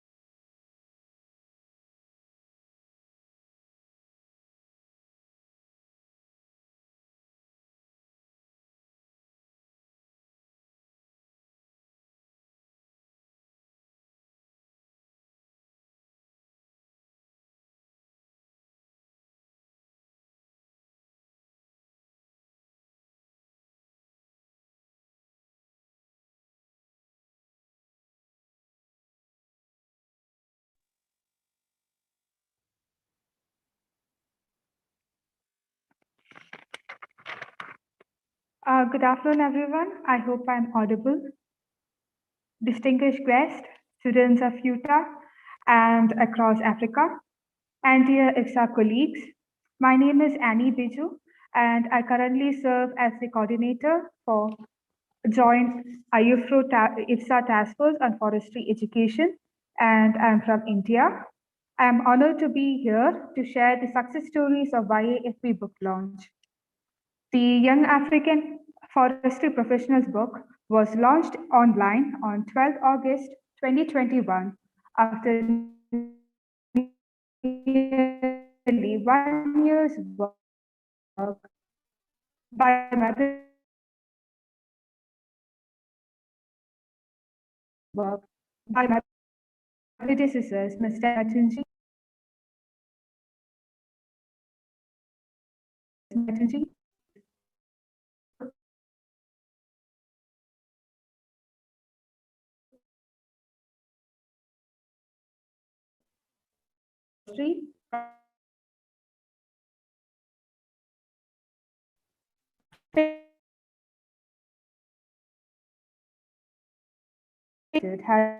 The YAFP publication project was launched in April 2020 with JTF IUFRO Special Program for Develop as partners with the goal to motivate and inspire young people to pursue forestry related studies and career in Africa by increasing the visibility of career options and young African role models working in forestry related fields. A unique research approach was used, and it was an African solution to African problems.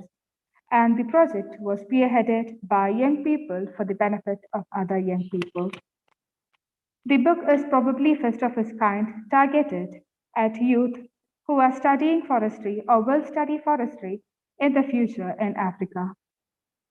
The book tells the stories of 23 role models, and it aims to inspire and motivate the strength of African workforce in the forestry sector, that is, its youth. The stories are from young leaders, current students, early career professionals, and mentors. The stories are resounding and mirrors the lives of average Africans on their way to success. The book also outlines where to study forestry-related degrees in 101 universities across 25 Africa. Learn about 23 organizations and capacity building, tips on scholarship application, peek into some and improve visibility to the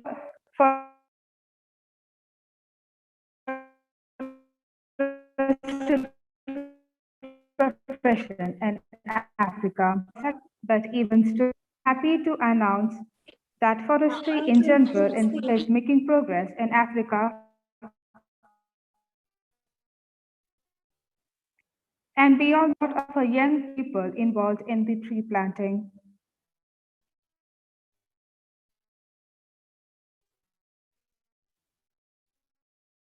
Even though the book, since my involved the books to the different countries in Africa, to all the LCs, to all the African universities,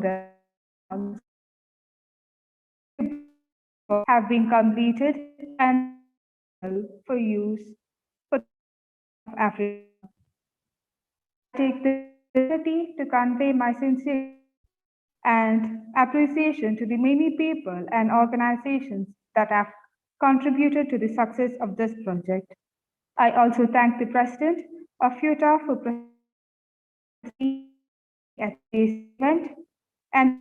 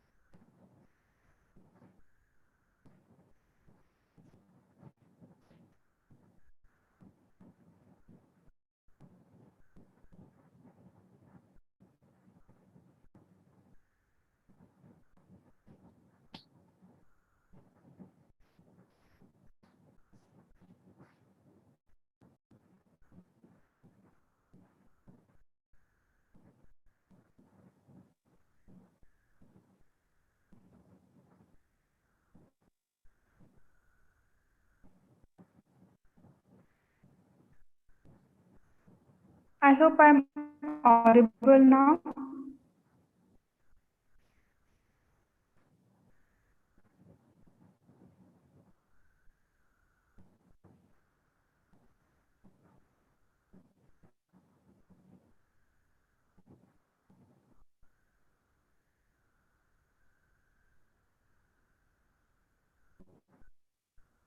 Yani, you can continue, Yani. Hi, Annie. Hi, Can you hear me? everyone. Yes, I can hear you. Okay, I think this is better. This is Dari. So please, probably you just have to continue. We couldn't hear you earlier. Oh, okay, sorry. I'll start from once Yes. again. All right, that would be nice. Okay. So, good afternoon, everyone, distinguished guests, students of Futa, and dear IFSA colleagues.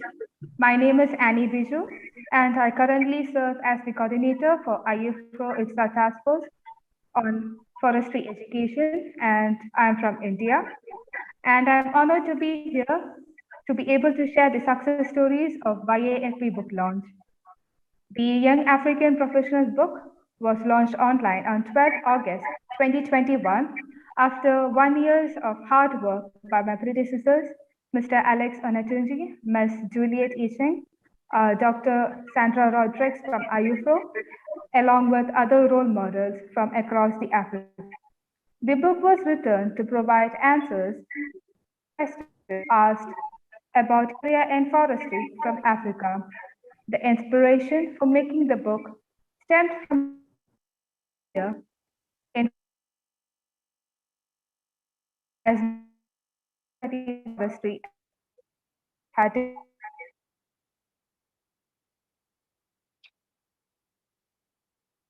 it launched in April.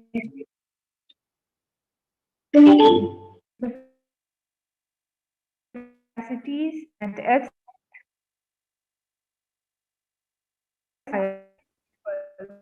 to studies and career in Africa by increasing the visibility and young African role models working in forestry-related fields. A unique research approach was used, and it was an African solution to African problems, and the project was spearheaded by young people for the benefit of other young people. Started forestry in Africa. Book tells 23 success stories of others that inspire and motivate in forest sector that leaders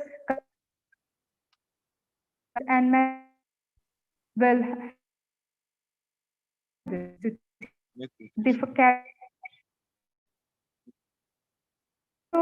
utilizes to explain where to study forestry across 101 universities in Africa, learn about the various organizations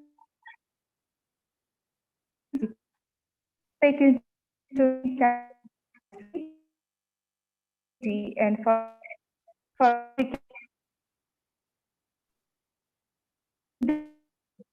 term. After I and my colleagues, Ms. Kajat, Dr. Sandra, have been working on shipping the books to African countries. I am happy of the books to committees, the role model being completed, and they are now available for the use of students in Africa. I take this opportunity to convey my sincere gratitude and appreciation to the many people and organizations that have contributed to the success of this project. I also thank the President of Futa for presenting me with the opportunity to speak at all the participants for lending me your ears. With this, I conclude. Thank you.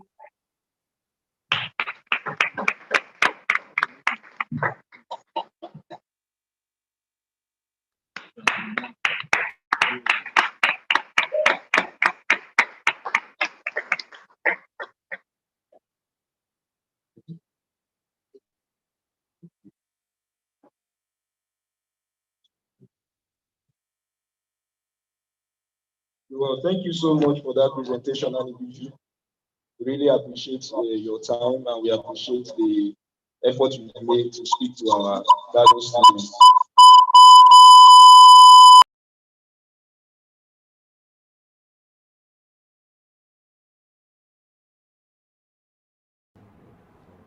Okay, thank you so much, Anibiju, for that wonderful presentation, and thank you for your effort to speak to our students. We really do not take it for granted. Thank you so much. Please, can we Thank you for having me. Thank you. Thank you very much.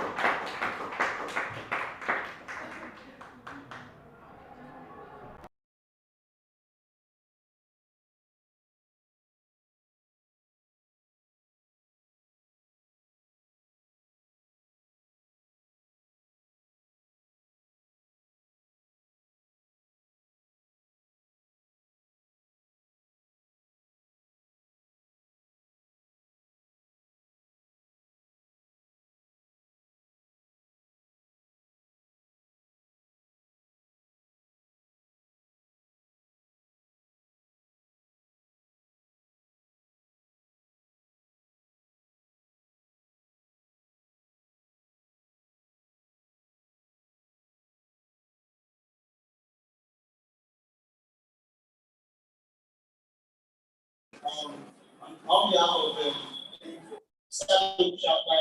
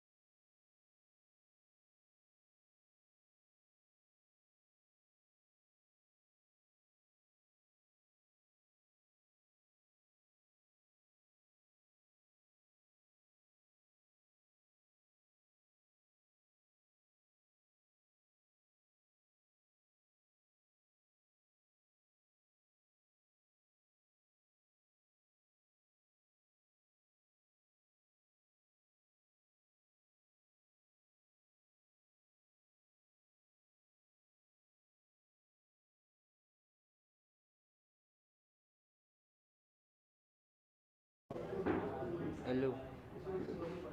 Hello.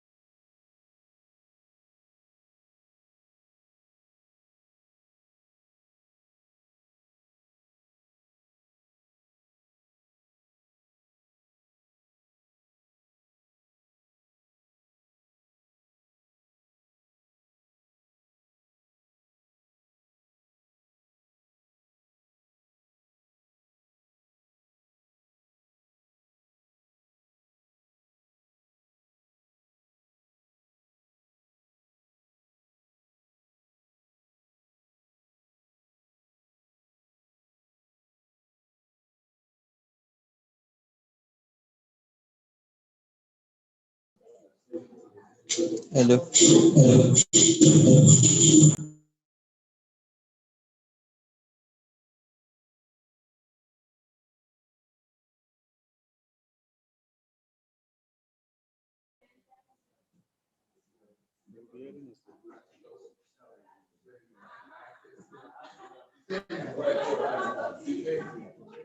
Can you hear us?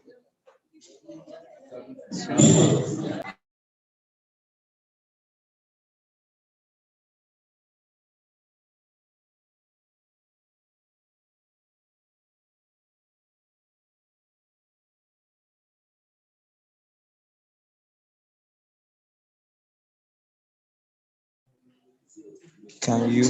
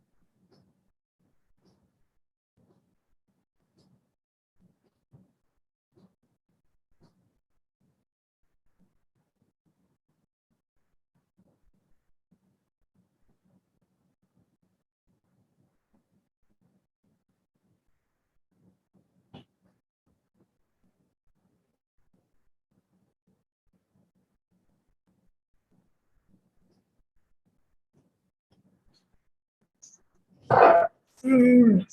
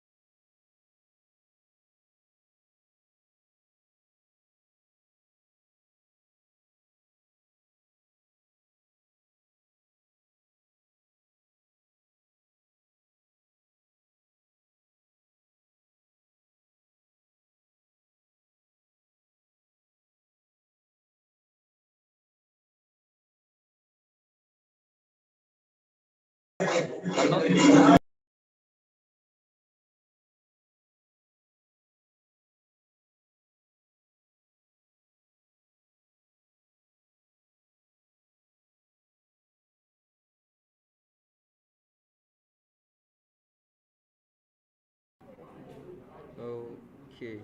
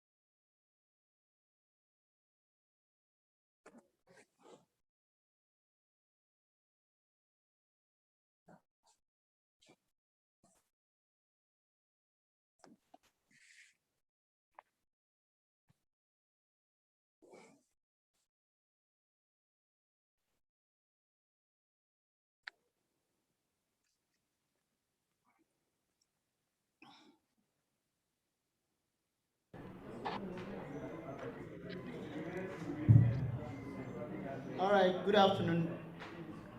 Yes, we are moving to the second session of the program today, the afternoon session, and we have in our midst our father, and I can say that, and our lecturer who will be taking us on this session, Professor David Olariwaju.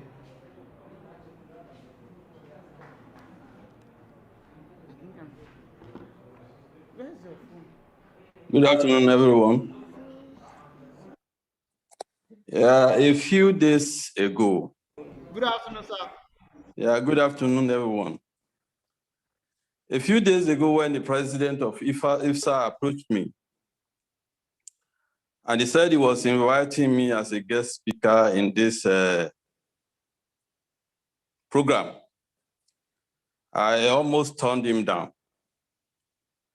I almost turned him down because I felt I had so much on my table and I wouldn't have enough time to prepare a speech good enough for a guest speaker in an event of this magnitude. But on a second thought, I took the invitation letter, and on citing the topic of the discussion, which is forestry, a court so fortunate to study, I felt I could still make it. That is just a matter of coming into your midst and discussing with you how fortunate I am to have studied forestry. Actually, I think I'm fortunate to have studied forestry. Did I choose to study forestry? No. I didn't choose to study forestry. I wanted to study medicine. Then how come I am in forestry? Why did I even choose to study medicine? I have three reasons why I chose to study medicine. The first reason was that my teachers in the secondary school prescribed it. They recommended it. They said I should study medicine. Why did they recommend that I should study medicine? Because they felt as one of the best 3 students in their school, the only course that is befitting enough for the best science student in the school was medicine. And they recommended medicine for me.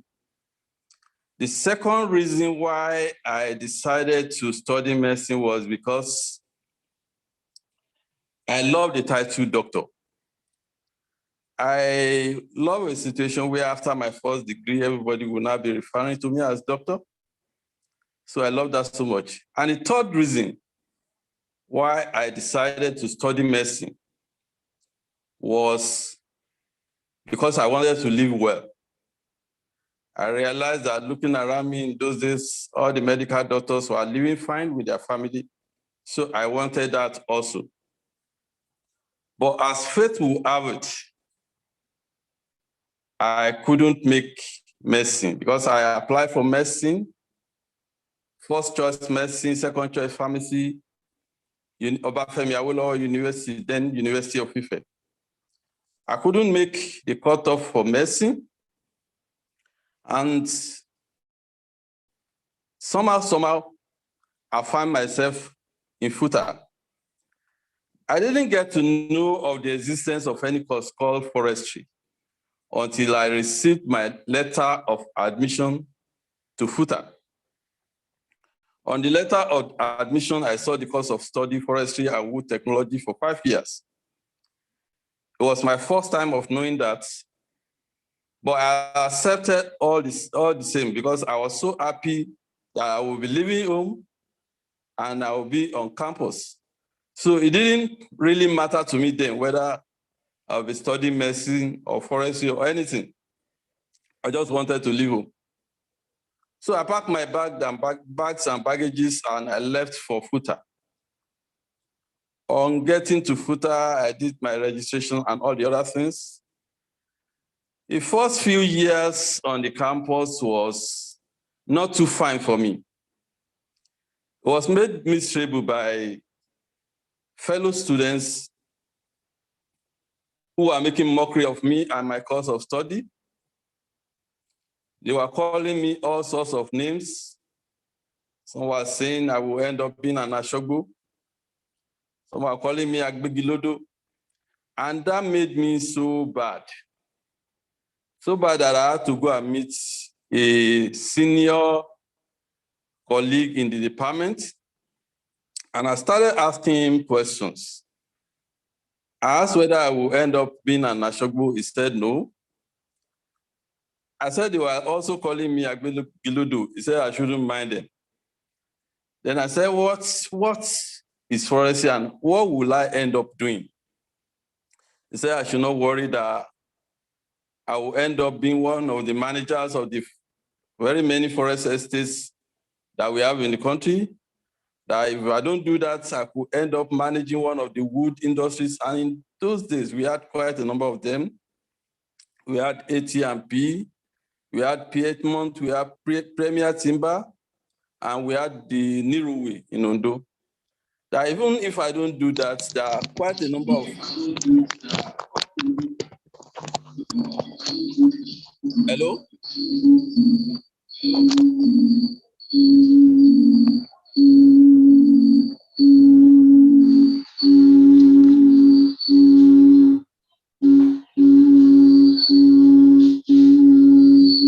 Hello?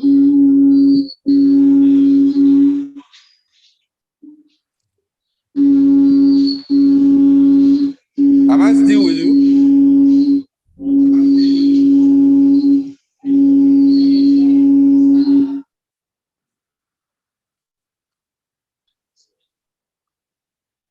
It's like you have lost me.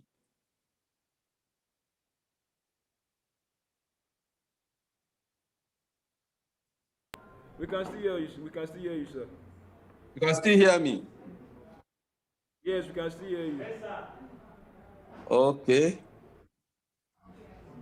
Okay, like I was saying, he said I could end up managing one of the paper mills that's been employed to manage one of the paper mills that we had in the country, and that was it for me. I felt that was good enough, so I decided to face my forestry and wood technology. So in the course of studying forestry, that forestry is actually much more than what people were thinking about it. I think it's in this same forestry that we learn so much of calculations in forest biometrics. And even under this same forestry, we learn so much of engineering principles, roads construction, bridges construction in forest engineering. You learn so much of economics under forest economics, just to mention a few. I decided to face forestry, and I realized that by the time I was through with forestry after 5 years, I had become so confident enough to face whatever life was going to throw at me. But as it turned out, I didn't really have to struggle much because I ended up with a first-class degree. And I got retained as a graduate assistant in the Department of Forestry and Wood Technology. So I didn't have to struggle looking for a job. A few years later, I got my master and PhD degrees, all fully funded. And eventually I got to be called doctor, the title that I craved so much. And as it turns out, I realized that even after studying forestry, I end up being able to live well as I hope to. Although I am not what you can call rich by Nigeria standard, I can still comfortably feed myself and my family. So in a nutshell, I can tell you that forestry is a course that I think I am so fortunate to have studied. Actually, that is briefly my address to you this afternoon. And I want to believe that you have picked one or two things from my experience. Thank you very much.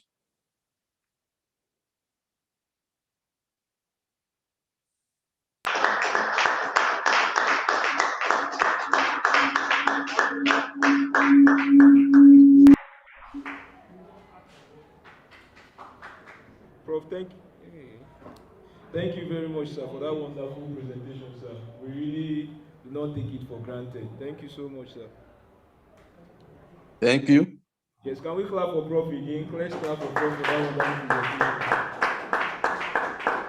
And I believe that we have learned one or two things from the story our professor has shared. And thank you so much, sir. It's really an honor. It's really an honor. It's really an honor. Thank you so much, sir. Thank you. Yes, sir. If we have any questions for our prof, can we signify? If we have any questions for our prof online and on site. If we have any questions online, we can drop our questions in the chat box. Okay, thank you very much, sir. There are no questions. Thank you so much, sir. Okay, thank you. Yes, sir. Let's clap again for our dear prof. Okay, sir.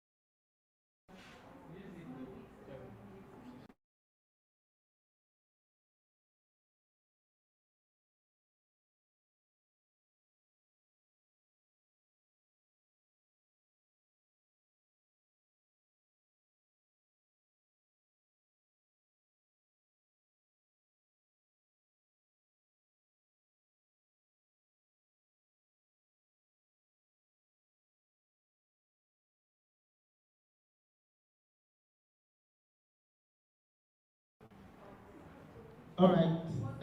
We have another speaker who will also be taking us in this afternoon session, and that's our father, Professor Jonathan Oyekwelu.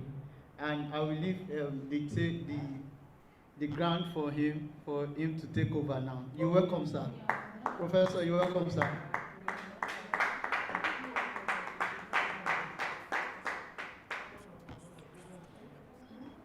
Yeah.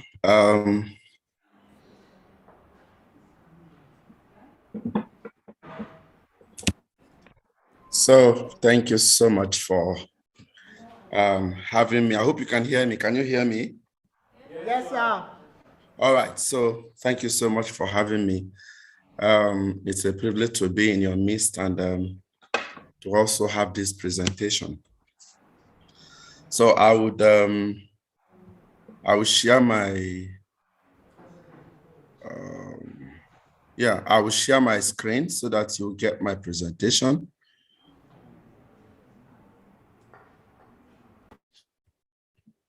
Just give me a few. Need to close some apps.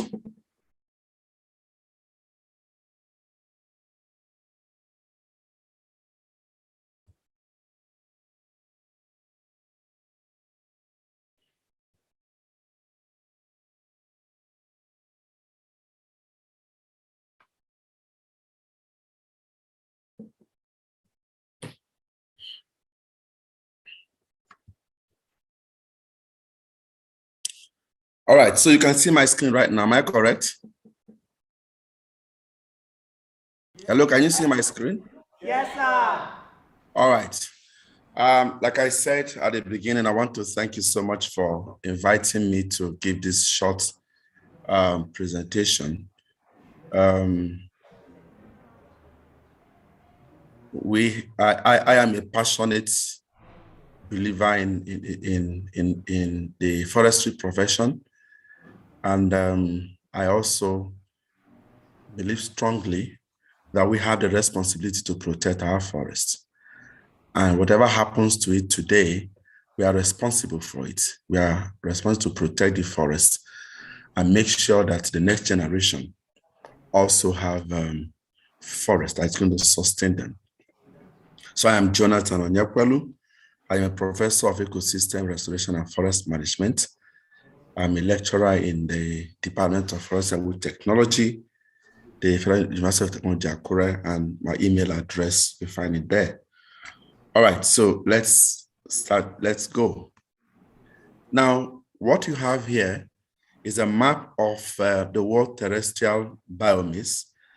I felt I should start by introducing us to forest briefly globally, and then narrow down to the tropical forest ecosystem, give us a kind of an overview of the importance of tropical forest, and then also an overview of the current state of it, and then go down to give us some threats about the forest, the tropical forest actually, and then end by now giving us strategies we will use in fighting for the forest. So what we have here is the terrestrial biome, and you can see that the major forest type that we have are the boreal forest, the temperate forest, and the tropical and subtropical forest.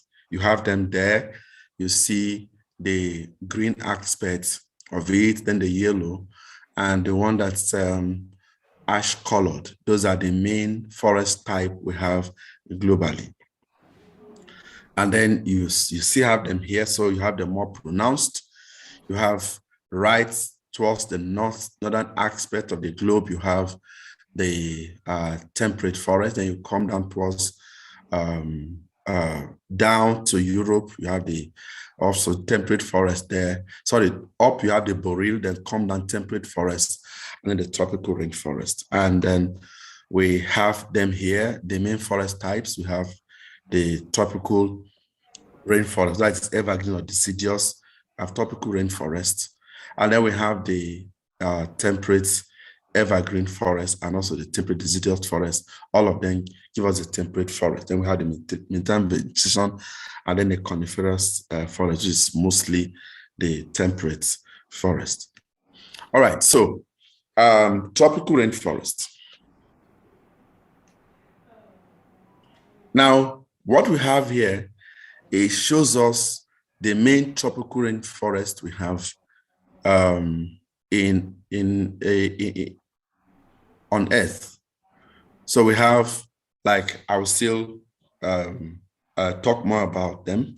We have the Amazon forest, and the Amazon forest, we have it both in the Central America as well as in the South America. Then we have the Congo Basin forest, which is the biggest in Africa and the second biggest in the world.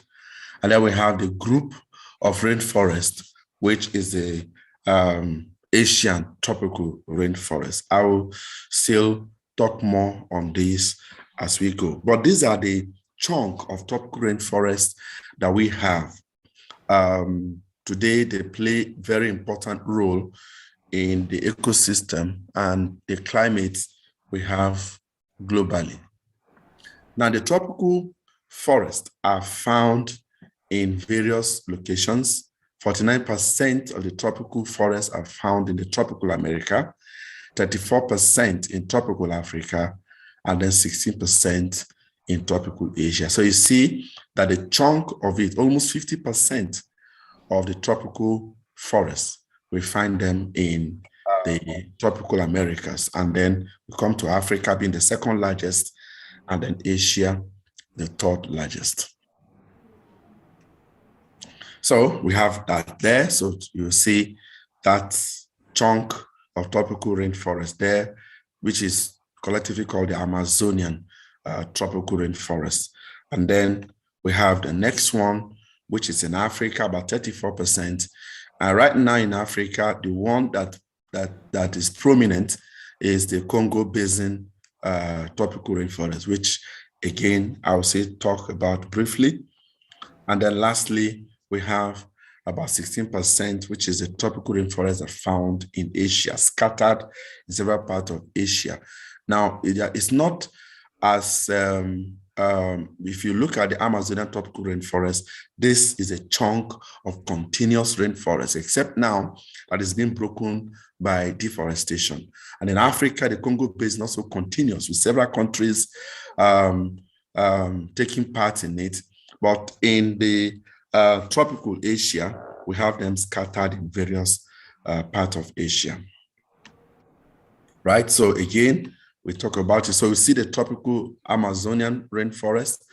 It covers about 5.5 million kilometers square of land. It's a vast area, enormous. And then we have, when you put all of them together in the tropical Asia, we have about 2.5 million kilometers square.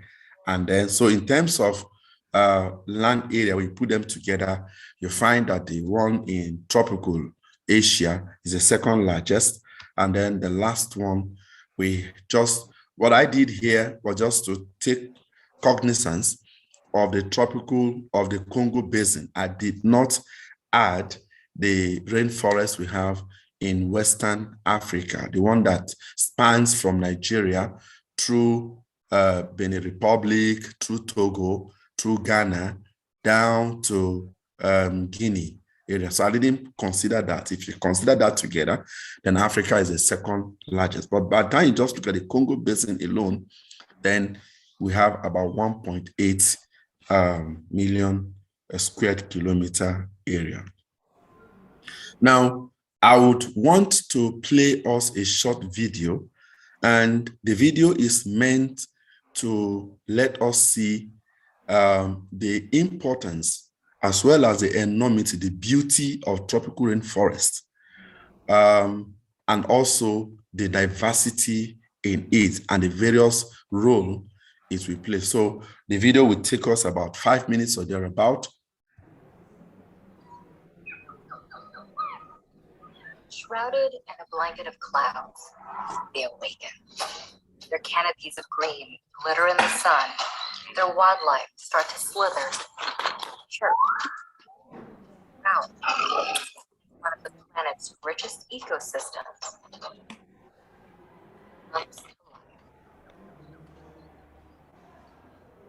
Rainforests are the oldest living ecosystems on the planet. Some can trace their origins to over 70 million years ago, back to a time when dinosaurs still roamed the earth. While the giant reptiles have disappeared, rainforests continue to thrive, growing on every continent except Antarctica. Two types of rainforests are scattered across the globe: temperate and tropical. Temperate rainforests are mainly found in the mid-latitudes, often near cooler, coastal, mountainous regions. Tropical rainforests are primarily located in warmer climates between the Tropic of Cancer and the Tropic of Capricorn.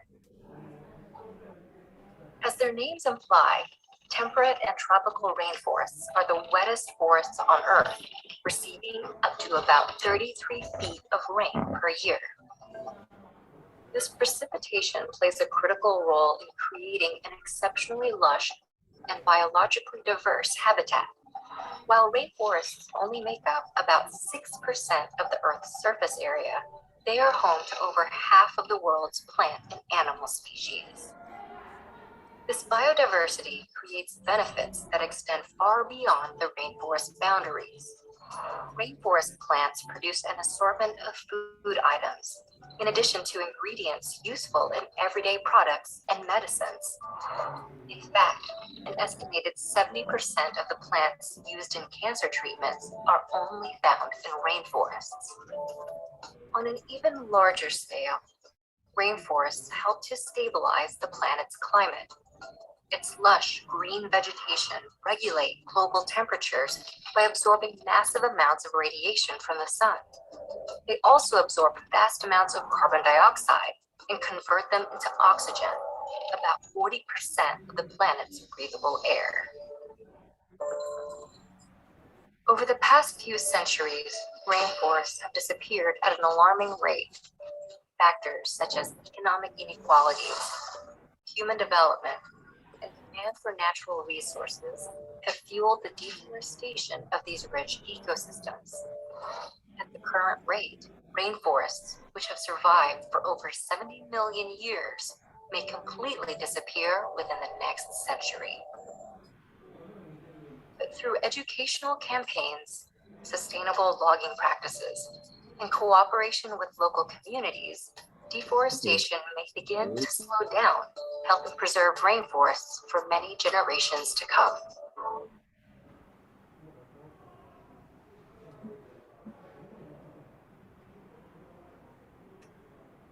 All right, thank you so much. I want to believe that we got the key messages we have from that video. But one scary thing from that video, and of course, I have also said that, especially during my inaugural lecture, is that if care is not taken in the next 100 years, the tropical rainforest will disappear, completely disappear. Sometimes this sounds like a fairy tale, but I tell you, it's staring us right in the face. From my estimation, in the next 30 years, the tropical rainforest in Nigeria will disappear. Why? Because every day, not every year, every year, an estimated 380,000 hectares of tropical rainforest are destroyed in Nigeria. And most times, we are part of the problem. If this continues, it is scary. Why is it scary? Because of the consequences, which, of course, I will talk about briefly. So, we will need to do something, or else we will kill our own planet and destroy it. So tropical rainforests are very important to the global ecosystem, just as we heard from that video, just to summarize that, and also for human existence. Why? Because one, they are global epicenter of biodiversity. 70% of all known plant and animal species are found in the tropical rainforest. For example, when we go for field work, and in 1 hectare, sometimes we find as much as 50 to 70 different tree species in 1 hectare. So it's just like you pass a species, the next tree you see is a different species. Unlike in temperate forest, where you find anywhere you find up to 10 or 15 species in the whole forest, not per hectare, then that is seen as a highly diverse forest. In Nigeria alone, we have about 500 different tree species, 560 tree species, which have the capacity to attain about 30 centimeter to 12 meter, 10 centimeter diameter and 12 meter when matured. If we add the lower ones, we are talking about over 1,000 tree species in our own tropical rainforest. Secondly, okay, I've mentioned that second part, that they have over 70% are found in tropical rainforest.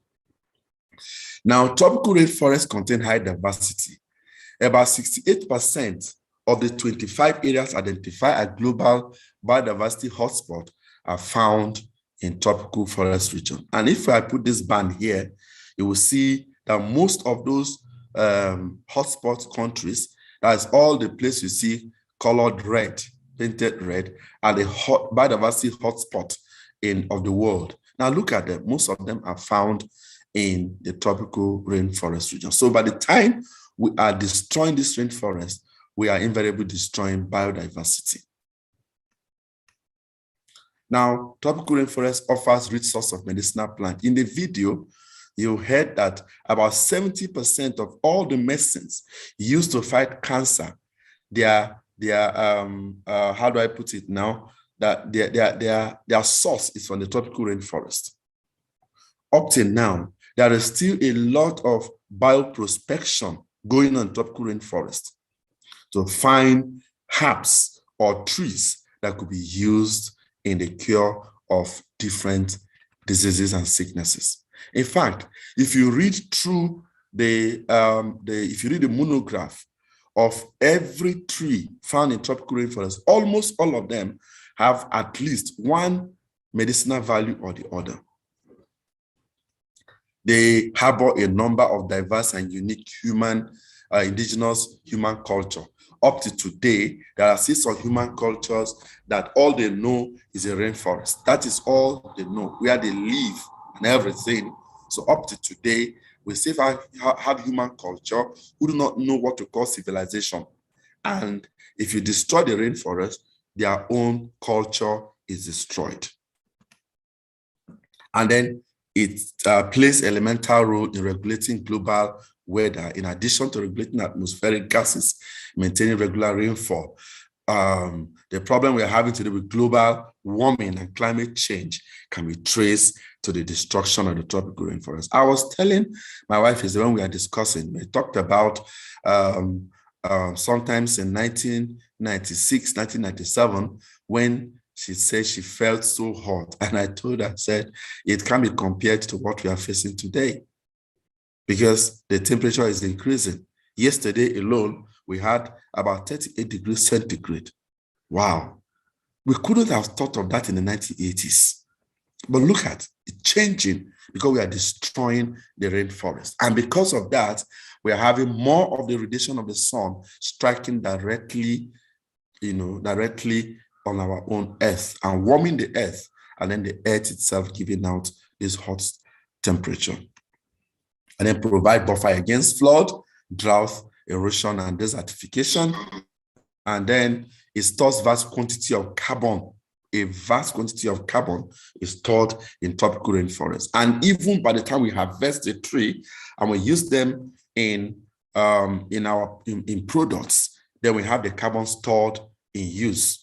And then, of course, a significant amount of oxygen is given out by the tropical rainforest. You could look at it. By the time you see a tree in the temperate country, all these needle leaf trees, they give out a little, the oxygen they give out is little compared to the broadleaf trees that we have in the tropical rainforest with much bigger photosynthetic area and capacity. And then it contains other ecological functions and ecosystem services. We have the spiritual aspect of it, like I'm currently conducting a study, and that study shows that there's a lot of spiritual services that the tropical rainforest provide, even today with the level of civilization and modernization. It still offers a lot of spiritual aspect. A lot of people go for tranquility, for just go there, you reduce the noise from the city, and you go there and you get refreshing out of it. So all those things, tropical rainforest offer it to our own generation. All right, now, so let me look at the current status of the rainforest before I look at the threats, briefly. Now, I've just given summary of all I'm going to say. And what's the summary? The tropical rainforests are highly fragmented, highly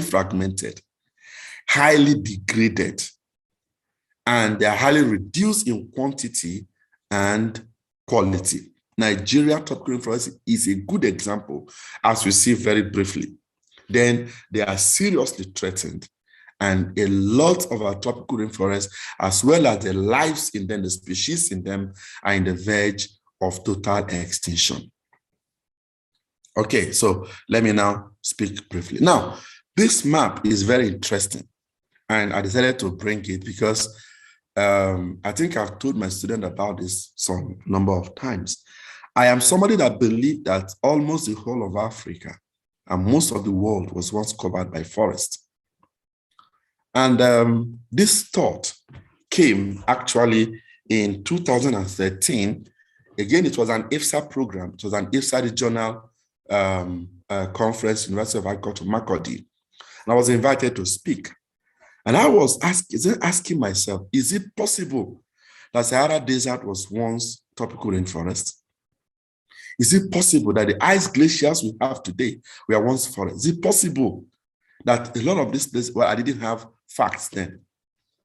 But sometimes when I was preparing my inaugural lecture, I asked myself the same question and I went searching and I stumbled across this map. Very interesting. Now, the one by your left-hand side is actually a reconstructed African humid period, something maybe about some thousands of years ago. And then what we have by your right-hand side is a present-day condition or situation of the African continent in terms of vegetation cover. All right, but so let's look something else again. Okay, we'll look at this map. Let's compare the two and see what is happening. One. Now, please, I would like you to pay attention. I think I'm getting some distractions.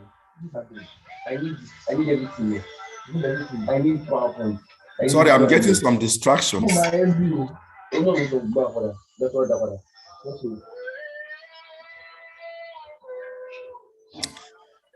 All right, I was getting some distraction, and I think that, please, the background noise, we can reduce it.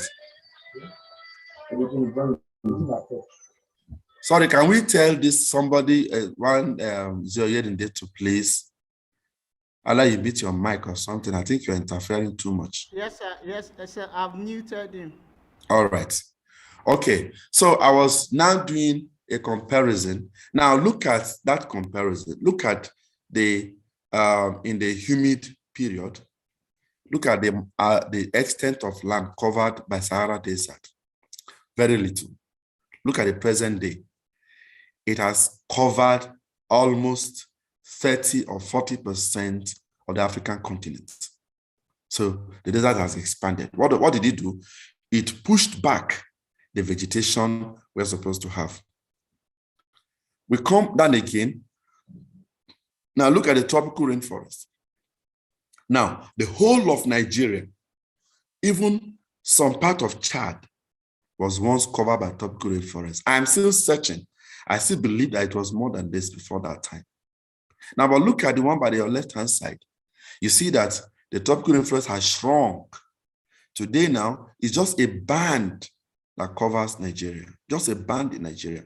In fact, the tropical rainforest is about 20% of the Nigerian land area. But before, the whole of Nigeria was green. But we'll look at it today. Now, let's look at the savanna. Again, the savanna has been pushed southwards. Today, we have almost 50% of Nigeria covered by savanna, if not more than that, covered by savanna ecosystem. So you see that we are destroying our forest. That's why we need to fight now. Our father destroyed it. We also destroyed our own time. We need to fight because what we have now, we hardly have any forest. We hardly have any forest. So this is the current situation. This was what it used to be. And now you find that what we have now is a sorry state. So look at the dynamic of tropical forest loss. There are three things playing very strong role here. Deforestation, I've talked about, I'm still going to talk about it briefly, then degradation, and then natural disaster. These three are the key things that are actually playing active role in the dynamics of tropical rainforest loss. All losses, most losses can be attributed to these three factors, with deforestation being the most active and the most important of these factors. Okay, so deforestation, forest degradation, natural disaster, and others. Now, deforestation accounts for the highest reduction rate of tropical rainforest by far. So let's talk about deforestation briefly. The greatest threat to tropical forest in general, to forests in general, and to tropical rainforest in particular is deforestation. And where the land use is not changed completely from forest to other land use system, then we talk about forest degradation. All right, what is it? Today, we find that deforestation proceeds at a rate of 7.3 million hectares per annum. Can you imagine that? 7.3 million hectares every year we lose in our forest. And that is why we heard from that video, it says within the next 100 years, we may lose all our forests, especially the tropical rainforest. Now, the primary rainforests are the ones that are seriously affected by deforestation. Although the precise area is not known, it's currently being debated. Every day, about 32,000 hectares of tropical rainforest are lost to the deforestation. Every day, not every year, every day. So today, we have gone almost half the day, we have over 16,000 hectares already gone, Somebody says that almost in an eye blink, something has been destroyed in the tropical rainforest. In Nigeria, like I told us, the rate is almost 400,000 hectares per annum. And we lose our forest at the rate of 3.5% every year. Okay. So what did FOA say? FOA estimated that 104 million hectares tropical rainforests are permanently destroyed every year, or was destroyed every year between 2000 and 2005. Every year, about 10.4 million hectares of tropical rainforests been destroyed. Now, if you go back to the 17 million that of every forest, they now discover, you'll agree with me, that tropical rainforest is more at risk than any other forest ecosystem in the world. Now, FOA shows that tropical rainforest decreases at the rate of 8.5% between the year 2000 and 2005. And then among the tropical rainforest annual deforestation, among tropical rainforest annual deforestation rose to 6.2% hectares between 2000 and 2005. Well, it has reduced actually. The rate given for 2015, there was a slight drop in it. And that is because of the active campaign that is going on in the Amazonian tropical rainforest. So there is a slight reduction. I think now we have about 5% of deforestation per year. And we are hoping that there will be more reduction in the rate of deforestation, and our campaign will help in doing that. All right, and then the data also shows that tropical rainforests are being replaced by a less biodiverse plantation and secondary forest. Unfortunately, we have places where we are clearing rainforests to establish plantation and fast-growing tree species. I use the word unfortunately because we're not supposed to do that. A study we conducted in 2011 shows that we have enormous amount of land available for reforestation, abandoned land, abandoned farmland, abandoned mine sites, and all those places we can reforest. There's no justification whatsoever for us to go and remove a rainforest to put plantation, even if it's secondary forest. Secondary forest can be restored, and we have shown that in our research, that it can be restored and become as biodiverse as primary forest. We only need time to do that, and maybe some measure of enrichment. Currently, deforestation is only active in tropical area and subtropic forest, and we see that. For example, look at temperate forest, the area of forest is increasing. We thank God for that. We are grateful for that.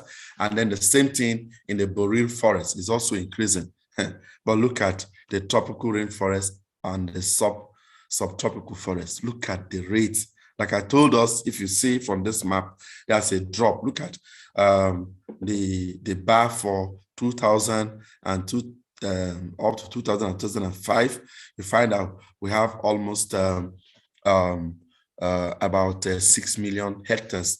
But by the time we got to 2015, we have it to a little over 4 million hectares lost during that time. Then we also have that now according to region, we find that in the South America or South America, yes, we have the highest rate of deforestation, followed by tropical Africa, followed by tropical Asia. Of course, these are where we have the three largest chunk of tropical rainforest. So it's understandable, but not justifiable, that we should have this high rates of deforestation in these areas. Now, so we see in Brazil alone, look at the amount of lost, 4.5 million hectares we have lost between 2015 and 2017. That's unthinkable. And the current president is still promoting that. You know, sometimes I just don't know what these policymakers are up to, what they are thinking. And then look at the Congo Basin. Within this 3-year band, we have almost 1.5 million hectares. And in Indonesia, we have 1.3 million hectares of forest destroyed. This is not a good picture, and we need a deviation from that. So we have this. I will still show us some pictures on this, but permit me to show us again another short video that will bring out the danger we are facing with this deforestation that I've talked about. And the video is just about 3 minutes. And then I think it's good for us to hear what others are saying about what this is doing and 1 or 2 measures on how we can overcome it. Forests cover about 30% of the planet, and the ecosystems they create play an essential role in supporting life on Earth. But deforestation is clearing Earth's forests on a massive scale, and at the current rate of destruction, the world's rainforests could completely disappear within 100 years. Why should we care about deforestation? Together, forestry and agriculture are responsible for 24% of greenhouse gas emissions, making deforestation a significant contributor to climate change. Deforestation impacts the amount of greenhouse gases in the atmosphere in 2 ways. First, when trees are felled, they release the carbon they are storing into the atmosphere. Second, trees play a critical role in absorbing the greenhouse gases that fuel global warming. Fewer forests mean larger amounts of greenhouse gases entering the atmosphere and increased speed and severity of global warming. In addition to helping regulate the Earth's climate, forests provide habitats for over 80% of the plants and animals that live on land. But deforestation destroys these habitats, diminishing biodiversity. Some estimate that 4,000 to 6,000 rainforest species go extinct each year. This also affects the more than 2 billion people who rely on forests as sources of food and shelter. The biggest driver of deforestation is agriculture. Farmers chop down trees in order to plant crops like soybeans, palm trees, and cocoa, or to make room to raise livestock for beef. Logging operations, which provide the world's wood and paper products, also cut countless trees each year. Forests are also destroyed as a result of growing urban sprawl as land is developed for dwellings. The effects of deforestation are grave, but not irreversible. Efforts such as managing forest resources, eliminating clear cutting, and planting new trees to replace those removed are already being made to reduce deforestation's environmental impact on our planet. And while some plant and animal species are gone forever, combating deforestation can help prevent further loss of biodiversity. Wow. I hope you heard that. 4,000 to 6,000 species are lost every year due to deforestation. This means we must rise against it to be able to save our forests. We must fight against it. And I will now just conclude briefly by showing us this and then talk about how to fight for our forest, and then I will end the presentation. So, of course, we heard this, so I won't talk much about that. So, the threats to tropical rainforests, we have habitat clearing and conversion for farming. We have overexploitation of the forest for timber. Sometimes we log a particular forest several times in a year, which is crazy. It's supposed to log it and leave it to recover, but no, we log and relog. So the trees we are getting are becoming smaller and smaller, understandable. Then we have overexploitation of the forest for fuel wood and for charcoal. And then the next one is forest fire and habitat burning. We see during dry season, we find our forests being burnt either by hunters or by accidental burning or something. We see annual fire, and that impacts on the forest because it kills the understory, so we don't have seedlings to replace the overstory, and the trees that are not fire resistant will end up dying if the fire continues for several years. Then we have urban expansion and population pressure. This we are seeing every day, every day. You know, I used to tell my students that where we have today as a university campus, when I came in there as a student, where we have called Akure today was the only campus we know. And all the whole of Obanla, the hostels, the academic buildings, we are not there. But look at how we have expanded today. Those were forests before, but today we have cleared them to be able to build our faculty buildings, offices, and student hostels. So you can imagine how our cities are expanded. And with population increase in all over the world, especially in Nigeria, where we have our population increasing by, I think, 3.something%. I don't know the exact figure. You know that we will need more land for people to settle. And what suffers? The forest. And then, of course, we have that. You know, I love this picture because the one by the right-hand side is Abuja. So I always used to tell people that look at this place. Up till the 1970s, early 80s, everything we call Abuja, our capital city today, used to be forest. But if you go there, we have everything has changed and it has expanded to adjoining states, you know. So it's always an interesting story to know that where we stay today as the capital of Nigeria, up till late 1970s, because that was when the project started, and then up to 1980 and 1990, when Nigeria later moved to the place, used to be forest. But today, it's become an urban center. Then we have animal poaching. Animal poaching, also threatens our tropical rainforest. And then we have oil spillage, when the oil spills and then gets into the landed area, our trees end up dying and the trees cannot respirate properly again. And then even when they enter the soil, somehow the soil, from the sea, they seep into the soil and trees suffers from it.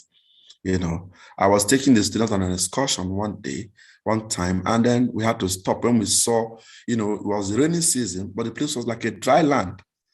So what was happening? So we had to stop. And when we got there, we saw oil spill, clear the whole vegetation. I had to spend time to explain to the student what was happening. That this is as a result of oil spillage, destroying the whole ecosystem. Then we have insects and disease infestation. They also, destroy, our trees and also the lives in the forest. And then lastly, global warming and climate change. Of course, some of our trees are adjusting, but some can't adjust. Some just have to die and go into extinction. Some of the forests we have to go. So these are some of the threats facing our tropical rainforest and impacting, greatly and massively on the extent, on the quantity and the quality of the forest, thereby, giving us the responsibility to fight to see that the forest does not disappear in our own lifetime, but we have the forest to transfer to the next generation of humans. So let's round up. How do we fight for our forest? The first point that says that fighting for the forest is a responsibility of every human on earth, not just foresters alone, every human being who wants to live on the earth, who wants to have the earth as a place, where how do I put it now, a place of convenience to live. We all must fight to preserve the forest. Every fighting for the forest is fighting for our own lives, our own survival, our own future, the future of our children. If we don't fight for the forest, we are actually destroying our own livelihood, our own lives and livelihood, our own survival. So fighting for the forest is synonymous to fighting for our lives, to fighting for our survival, as well as our future. The forest is very essential for our survival. And that's why I've always say that the day we cut the last tree on earth, the last man will die. The day the last tree is cut, the last man will die. That's not true about it. I mean, people will not survive the Sahara Desert. They can only cross, they cannot survive there. Where there's no water, there is no vegetation. How do people survive there? You can't survive. So any day the last tree is cut on earth, the last man dies. But keep the last tree, the last man survives. So let's fight for the forest. So what do we do? What are the ways I've suggested? There are several ways I've suggested. First one, every one of us must love the forest. You must love the forest. You cannot fight for what you don't love. No, you can't. You can't die for what you don't love. So we must develop a love for the forest. One, as foresters, we must see the forest as our home. We must see them as our home. After all, the first man, Adam, was actually kept in the forest. The first man, Adam, was a forest silviculturist, was a forest manager. He lived in the forest. He had no house, no concrete structure. He had no car. He lived in the forest. So we have this responsibility to develop a love for the environment, love for the forest, and to protect it. And each of us must play an active role in loving the forest. Love the forest because you are a forester. Love it because you're a human being. Love it because it is part of your livelihood. Love it because it plays an essential role in your survival. It gives you essential oxygen without which you cannot survive. Love it because of all the other uncountable resources that it gives to us. The second suggested means is we must work that the enabling forest policy and law not only are developed but implemented. A lot of time, forest laws are not implemented. That's why you see people go and cut the trees, destroy the forest, and nothing is done. But there are laws. They are supposed to be jailed, but nothing happens. And some of these laws are old, outdated. We must look for how to get them, renewed, reenacted, taking into cognizance the reality of our time now, and then make sure that these laws are enforced, they are implemented. The next one, education. We must have formal and informal education. Then we know that some of you have been educated as foresters. That's beautiful about it. But of course, this education must go beyond classroom. We must go beyond classroom. We must know the importance of the forest and must know our responsibility and our duty to make sure that the forests are protected and are kept the way they are. Then we must also pass this same education to the people who are not foresters. An average man out there believes that the forest is inexhaustible, the forest is indestructible, but that's not true. The forest can be exhausted and can be destroyed. And like we heard in the video I presented, topical reference, the next 100 years, care is not taken, will disappear completely. Next one, we must build advocacy and lobbying groups. Advocacy, we must make noise as foresters. We must bring to fore the danger of destroying the forest. Let the people know what they are doing, the harm they are doing, not only to the forest, but also to themselves. What IFSA is doing now is part of the advocacy, but it doesn't just end here. We must take it to the public arena. We must make noise. Foresters don't make noise. We don't make noise. Let's make more noise and tell people that this thing you are destroying is your life you are destroying. And then we must also lobby policymakers, lobby people in government to inject more money into the forest for forest restoration and for reforestation. We must lobby them to do that because a lot of lobby groups exist and foresters don't take advantage of it. The next one, we must aggressively protect the forest. And I use the word aggressively protect the forest. Now, our foresters, our forest guards and rangers, I believe strongly must be armed. These days, we don't arm them up to now, especially in Africa. They are not armed. Let me say in Nigeria, they are not armed. So their lives are at risk. And the people there who go to destroy the forest are armed. So how do you want them to face them? It's not possible. It's not possible. Let's arm them with enough weapons to protect themselves and to ward off the encroachers. I was in Kenya in 2014, if I remember very well, 13-14, and that was where I actually got this beliefs that we should arm our rangers and our forest guards. Now, in one of the excursions we went to a tropical forest that has recovered. And I was asking the question, why and what did they do? Very simple. They armed the foresters. They armed the rangers with AK-47. And when the people who are coming to destroy the forest illegally saw that these guys were armed, they started keeping off. 10 years after, the forest has visibly recovered. I was there myself. I saw the rangers myself. I took pictures with them, but I was looking for it when I was preparing for this presentation. I couldn't find them, but they are somewhere in my archive. Let's arm our rangers. Then let's aggressively halt deforestation or drastically reduce it.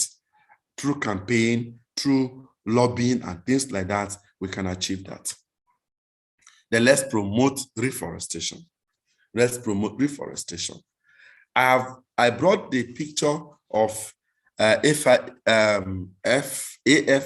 100. And AFR 100 is an initiative of African governments, the African Union, to restore 100 million hectares of deforested, degraded land by 2030. I hope they will achieve that. Well, I've been following AFR 100 closely. I've done some presentation on it. And I know that currently they are giving out some grants to investors. Last year, my research group tried to apply for the grant, but then we are not going to apply as investors because I am not investing to reap from it. So they gave, the first set of 100 they gave, we are people who are going into it as business. You get the loan, go and reforest, and then you end up paying back. But I'm going to go in as a researcher. Researchers, we are not business people. We have the idea, we have the knowledge, and then we get this forest, this forest restored within a short time. The next call is coming up sometime this year, and we are still interested in it. Then we also have the Great Green World Initiative, which wants to restore a band of forests across the part of Western and Central Africa, make it green again. That is being sponsored not just by African Union, but by several global organizations trying to do that. Then, apart from restoration, we need reforestation. In this case, we need land that have been abandoned to get them to become forests. And by so doing, we are getting more forests we're expanding the extent of land under forests. Then forest conservation, the one we have now, a lot of them need to be conserved. They need strict conservation law and policy. And we can't fight that there will be minimal exploitation from our tropical forests. And we can concentrate more on the plantations for now until our forests are recovered. Sustainable forest management. We can never overestimate or overtalk on the extent or on the importance of these in the survival of our forests.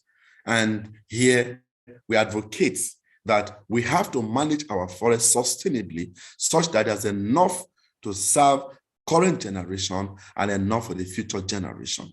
And here we're not just talking about the trees, we're talking about every resource in the forest, the water, the NTLPs, the wildlife, all those things. We must manage our forest ecosystem sustainably.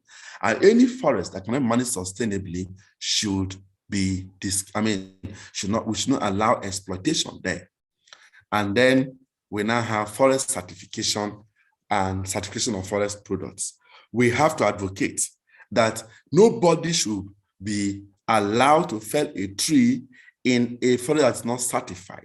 And nobody should buy a product that does not originate from certified forest. Here we have the Forest Stewardship Council as one of the main certifying agency in the global world. We have the PFC, something PEF or something like that, that is also active in Europe. But then we need to advocate that our forest should be certified. And of course, no forest can be certified that is not sustainably managed.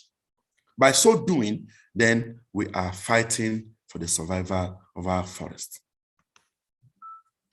So we can do it together. Plant a tree today to save a forest. You and I can do it. Anywhere you are, think of planting a tree. Even if it's not a forest tree, let it be any kind of tree. In your compound, on the street where you live, plant a tree. It will raise our consciousness on our need to fight for the forest. And having said that, and having believed that you are going to come along with me for us to plant trees and for us to advocate for the survival of our forest, I want to thank you for listening. Thank you so much. Thank you so much, sir. Thank you for your time. Thank you so much for this wonderful presentation. And we say the Lord gives you more grace to your elbow in Jesus' name.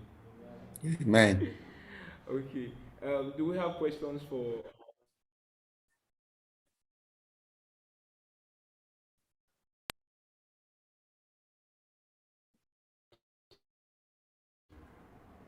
You can drop your questions in the chat box, or you can make your questions known to any of our officials.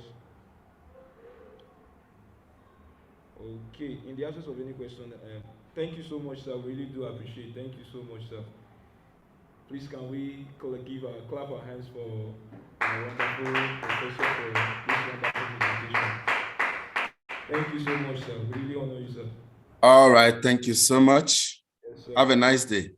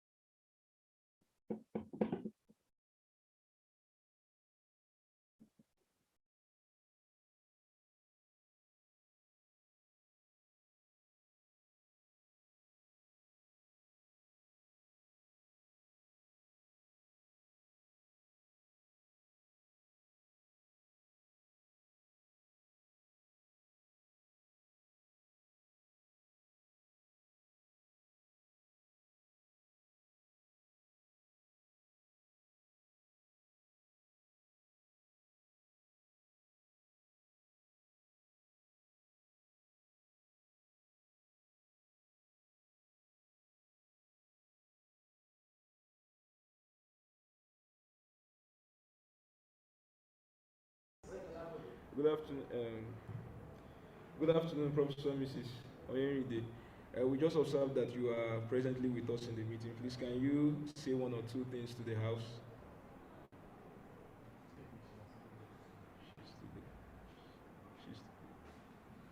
Good afternoon, ma. Good evening.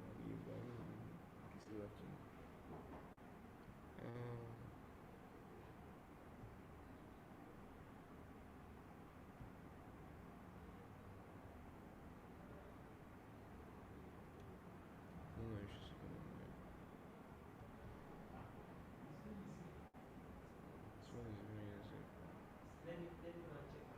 Okay.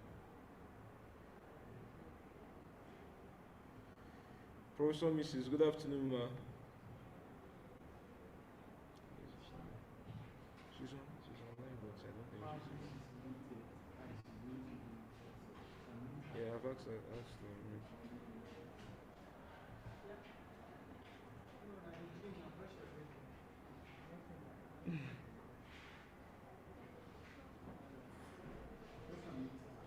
Yeah, can you tell her? Good afternoon.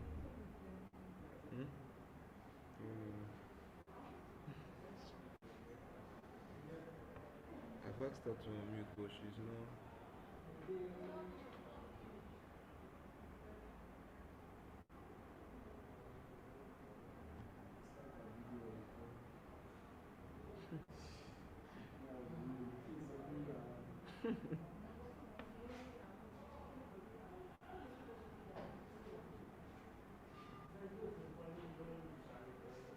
She's definitely not.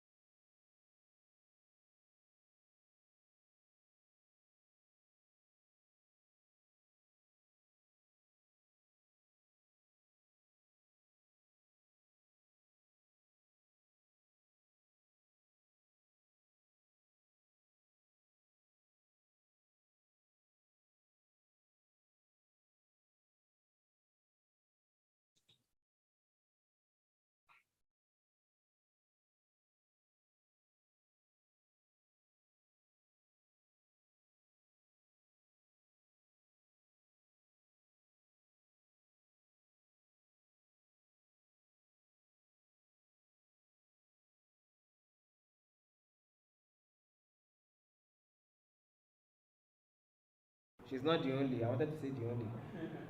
So one of the female with us. Ah, this sister likes money. Yes, yes. In IFSA, when we do something like this, we call it this is the plenary section. So it's like a relaxing mood. So it's just that we are all off and off. Like there's one nonsense. Should I call it nonsense? I do one thing that those who go to think is funny. They try it in Nigeria, yeah.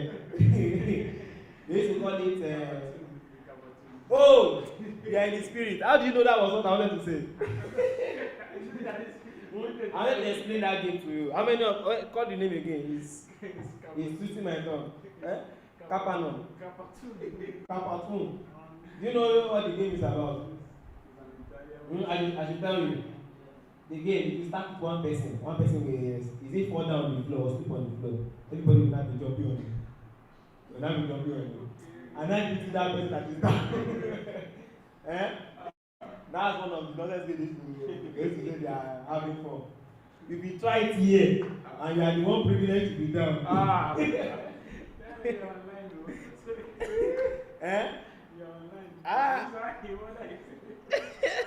So just imagine. Yes, so very quickly,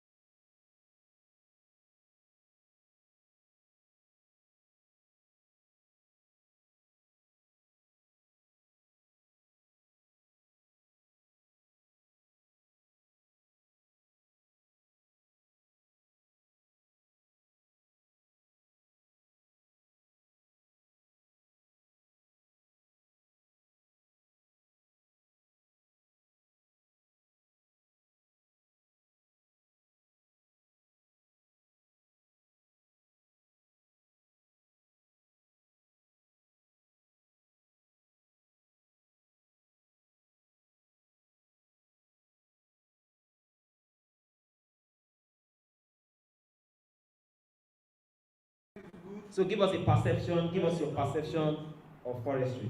Thank you. Yes, Miss Dosumu. Please clap for her, a 200 level student in the Department of Forestry and Root Technology. Thank you, ma'am.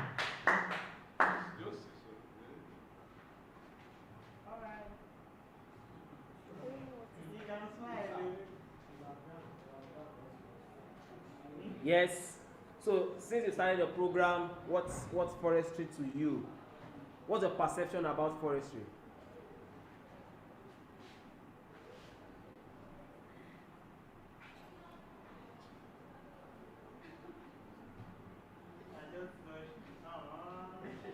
At least if she doesn't see anything, one thing I'm sure of is that forestry can make you smile. Please celebrate and celebrate. That's one thing I'm very sure of. Forestry can make you smile. Yes? What's other perspective about forestry?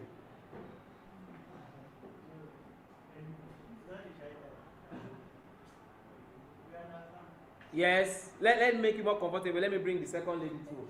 You're welcome, ma'am.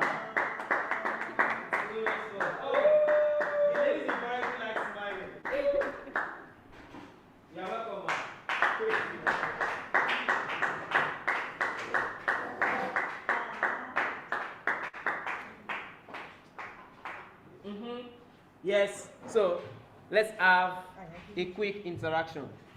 So what's your perception about forestry? Of course, you understand when I say what is perception, right? Yes. Okay, so what's the perception about forestry? Are you also in second year? What's your name, please? Is your goodness. Ma? Is your goodness. Okay, please celebrate Miss Is your goodness. And with me here is also Miss Dosumu Tejumade Dokas. Please celebrate them, celebrate them. So, in this prestigious IFSA week, we are discussing the future of forestry, the opportunities now and in the future. So, to start with, what do you feel when you hear the word forestry? It could be before you started the program at all, and now that you're in your 200 level, that's your second year. What's your perception about forestry? Just feel free. The whole world would like to hear from you. Isn't it? Yes, sir. Forestry is okay. Forestry is a good cause, and there are many opportunities in forestry. Okay. She said forestry is a good cause, and there are many opportunities in forestry. So, what's in your own perspective, what makes you feel forestry is a good cause?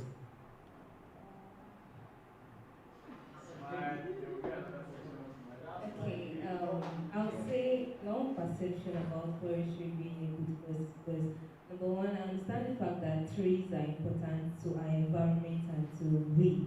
And then forestry as a course, well, coming into this department, I don't really know much about forestry, but I know when I hear the word forestry, it's talking about planting of trees, caring for the trees, conservation, like land today and some other things I'm yet to know. Please celebrate her, please celebrate her.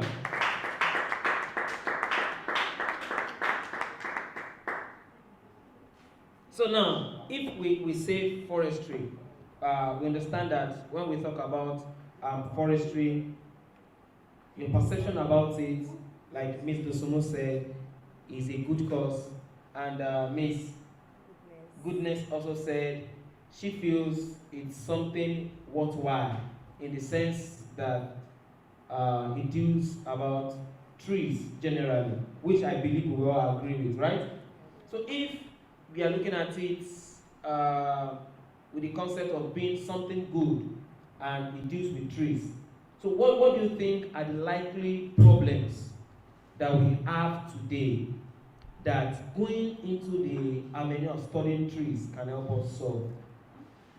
You know, as you might rightly agree, that relevance in life comes with solving problems. People that we see up there, they are people that are solving a problem, right? Now, the likes of Bill Gates, the likes of Elon Musk, the like of Mark Zuckerberg, right? Someone said he sold the idea of Facebook to us, and Facebook does not have a face, neither is it a book. And we all are on Facebook, right? So, if forestry is talking about trees, what are the problems that understanding trees can help solve? What are the things? Is there any idea you feel, oh, when we study trees, these are what it could do for us? Yes? Anyone? Who is going first? Let me see what's coming to my mind. Trees.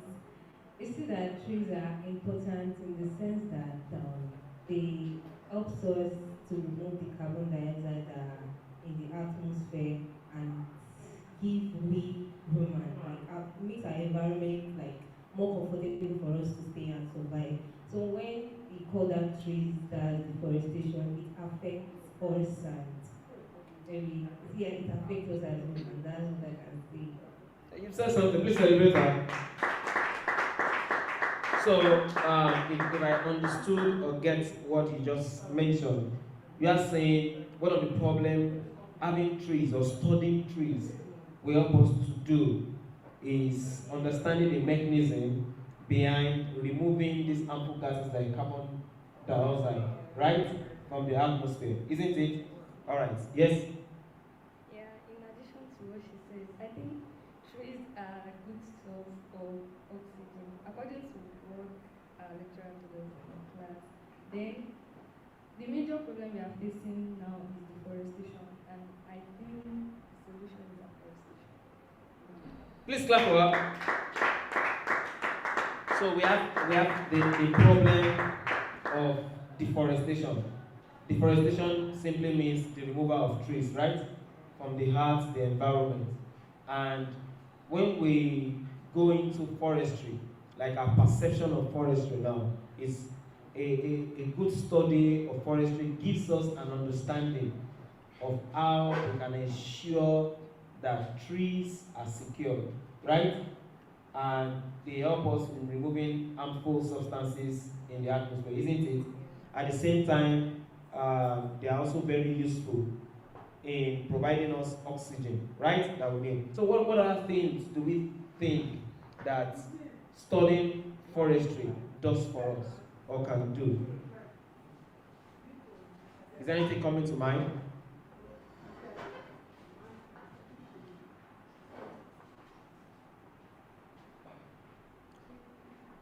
Okay, what you think? Let me also add some for you, just a few. Now, a perception of forestry, there are several things that a good knowledge about forestry can help us achieve. Another thing, another area is what we call pharmacognosis. Have you heard of that word before? No. Now, in pharmacognosis, what it means is the process of transforming plant parts into drugs. Many of the drugs we use today are from plant origin. Are you aware about that? Now, so there's a process at which we use these plant parts and make them into drugs. Forestry and a good understanding of forestry can help us with that. To understand and know the various chemicals that are present within these plants and to know which ones are useful and to treat various ailments. That is what the traditional people use. But the issue about that is to know the right proportion at which you have to take those things in. So a good knowledge of forestry and moving towards that direction can give us a better understanding about that, isn't it? Another area where forestry is very important and germane is in helping us have income. And income can be in various ways. We have the wood panel products that we have. Everything, the tables you are seeing here were made from forestry products, isn't it? That helps us how we understand different wood species and to know their strength capacity, their mechanical properties, how they are relevant to us. Isn't it? So with this, we have seen that the perception of forestry goes a long way and how it can help us support our livelihood, among others, isn't it? So thank you, my guests. Okay, Miss Goodness and Miss Dosumu. Yes, you have a question before we run up, and our daddy is here very quickly. Yes. Okay. Can we also study wildlife in forestry? Now, can we do what? Also study wildlife in forestry. Forestry, is it about trees only? Forestry, the study of forestry is about trees, but there's a relationship between forestry and wildlife. Why?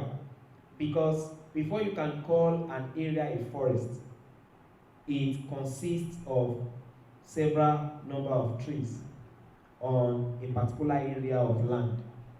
And this is where is suitable as an habitat for wildlife.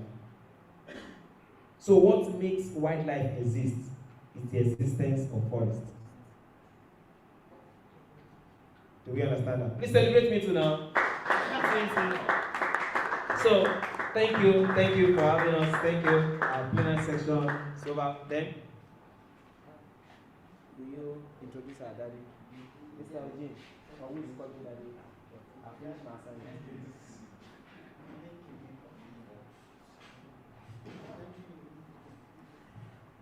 Wow, I really gained a lot. Sure. Okay.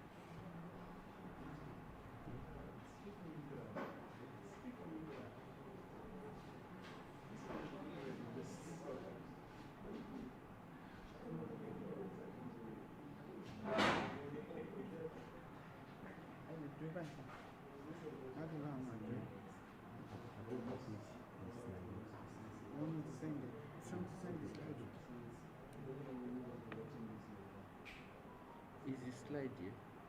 I don't think so. They've not given a slide yet.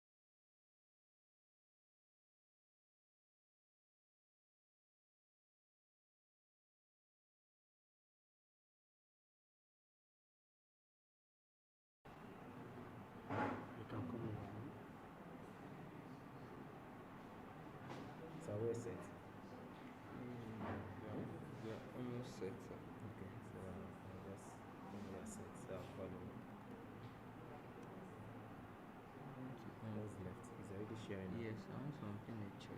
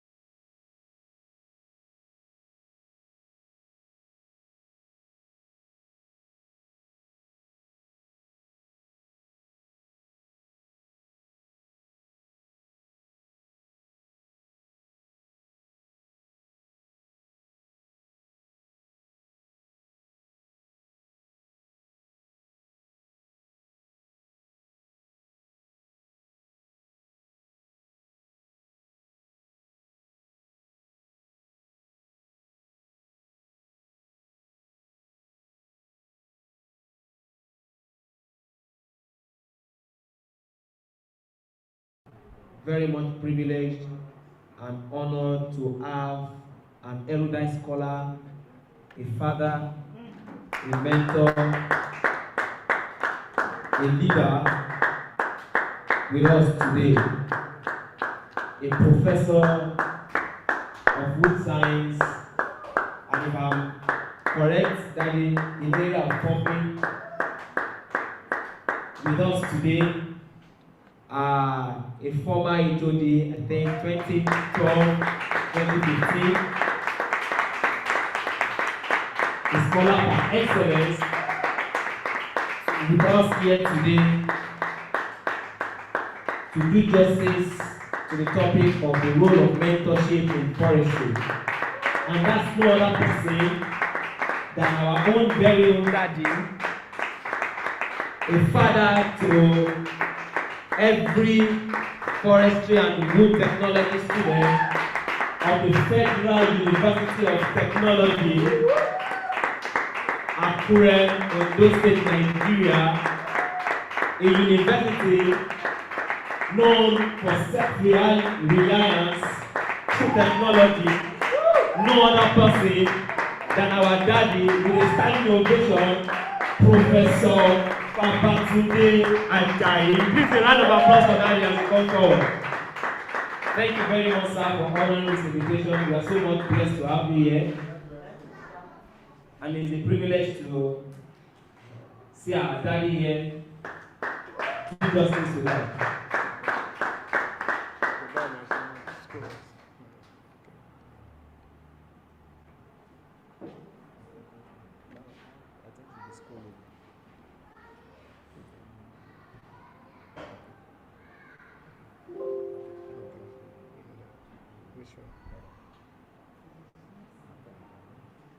No, which one? This only this. All right. Thank you very much for having me here. You gave me a topic, the role of mentorship in forestry. And I'm happy to be here in your midst to tell you what mentorship is all about. You have heard about, I've given you introduction about me. Now let's just do justice to the work. What is mentorship? What is mentorship? I have a few definitions here. Mentorship is a mutual beneficial relationship between the mentor and the mentee.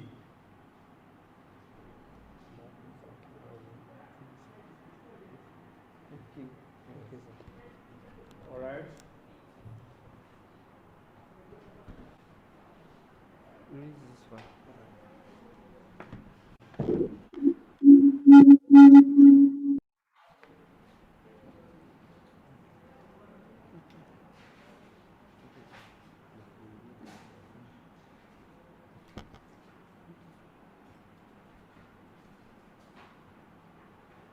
All right, thank you so much. So you were able to.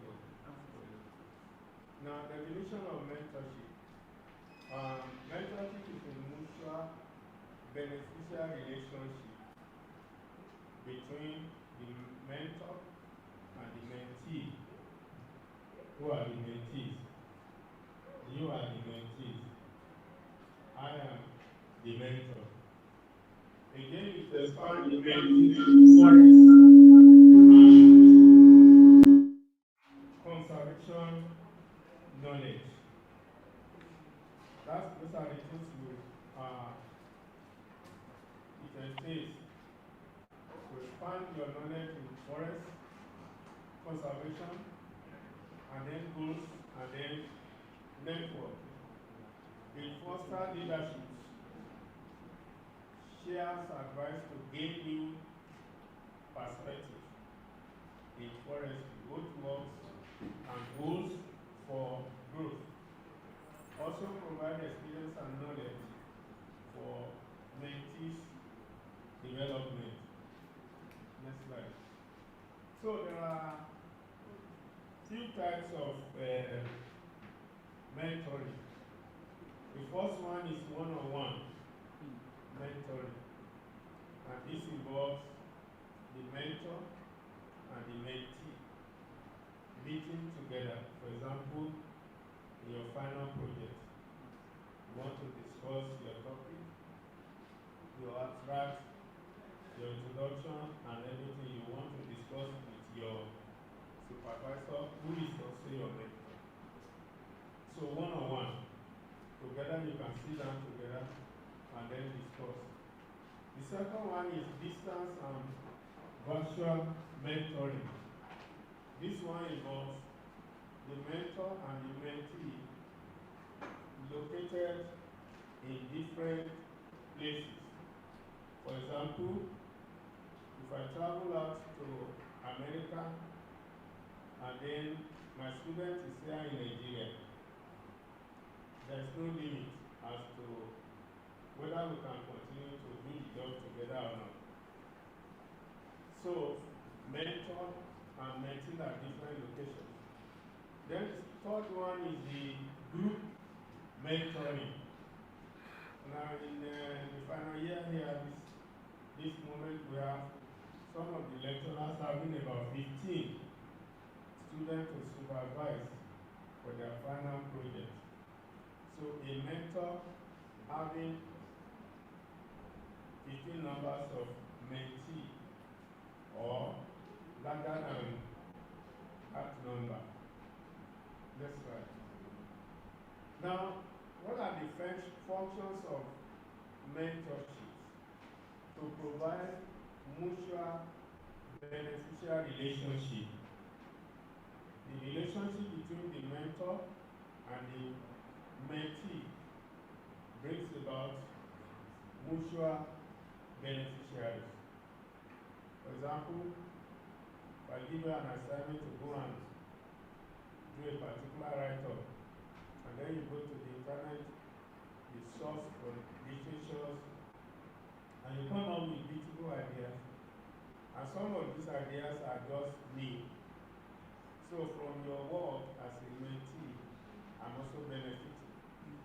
So when I go through what you have done, in order to provide, to ensure that plagiarism is not put in place, I will also check what you have done.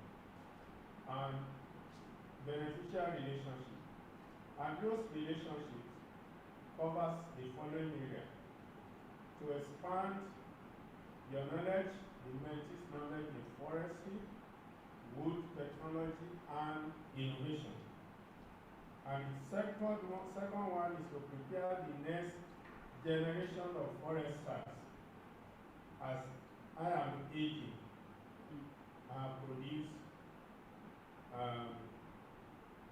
professors.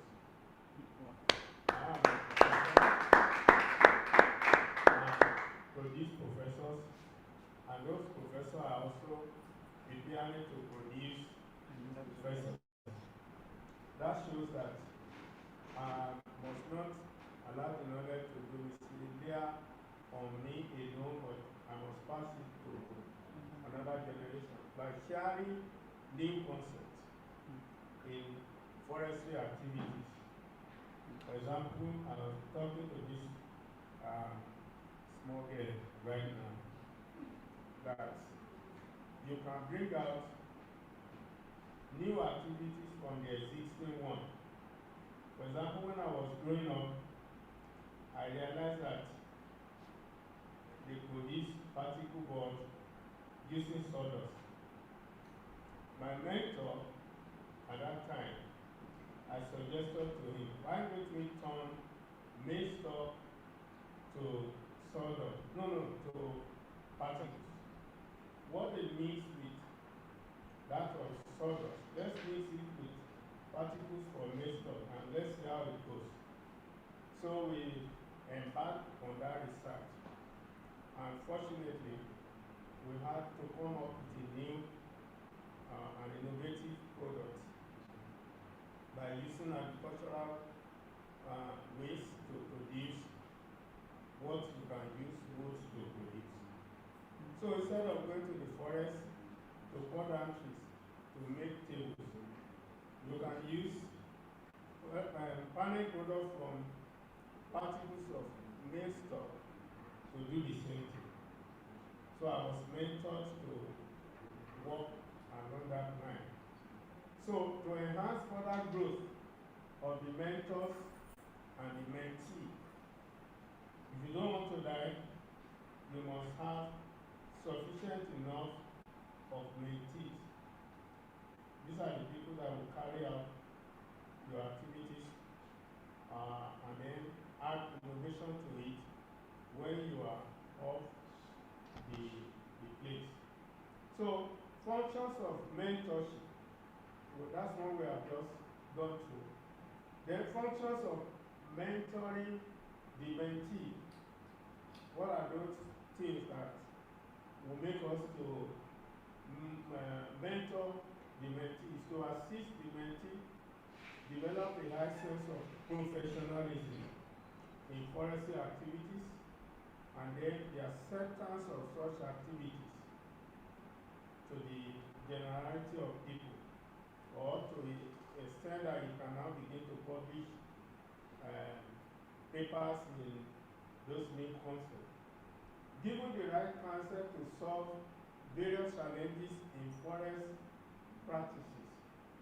And the third one is to develop ultimate friendship and mutual support to attain the goals of both the mentor and the mentees.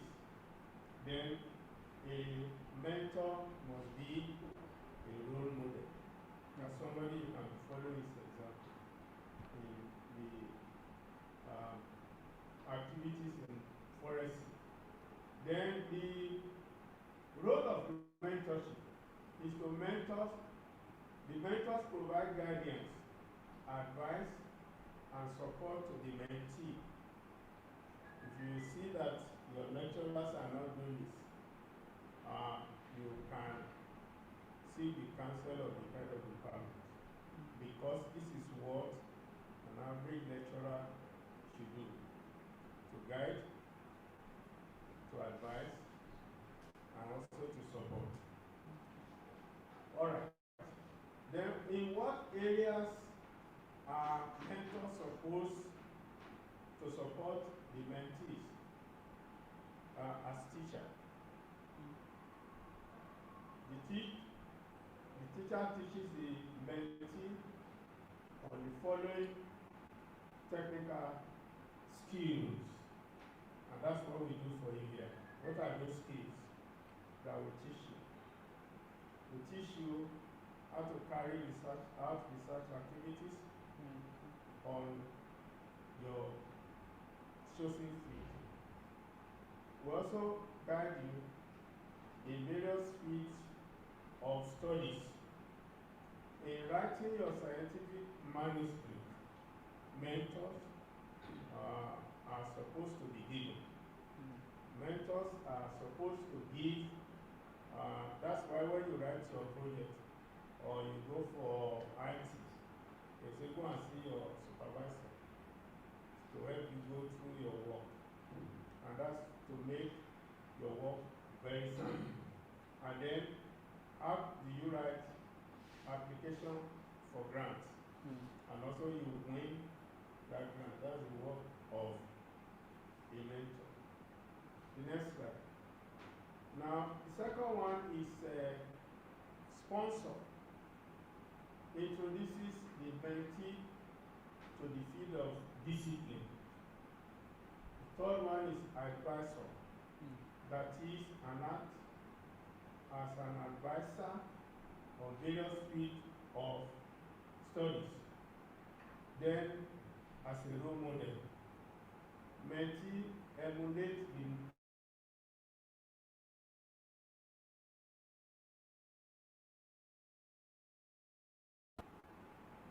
gives counsel on various programs of activities.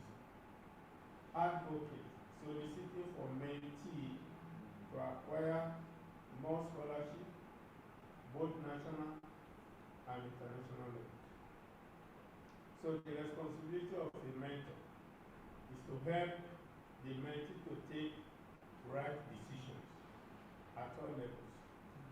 That's what we should do for all of you. And also to guide the mentee appropriately in the line of academic pursuit. And also to give the mentee the leadway to empower themselves sustainably without looking for a job or something. You should be able to take care of yourself. And then provide experience on information gathering. During the course of studies, was also to support the mentee, both psychological and personal growth. I think I will have to, I think that's the The last side, this one? Okay. Thank you very much.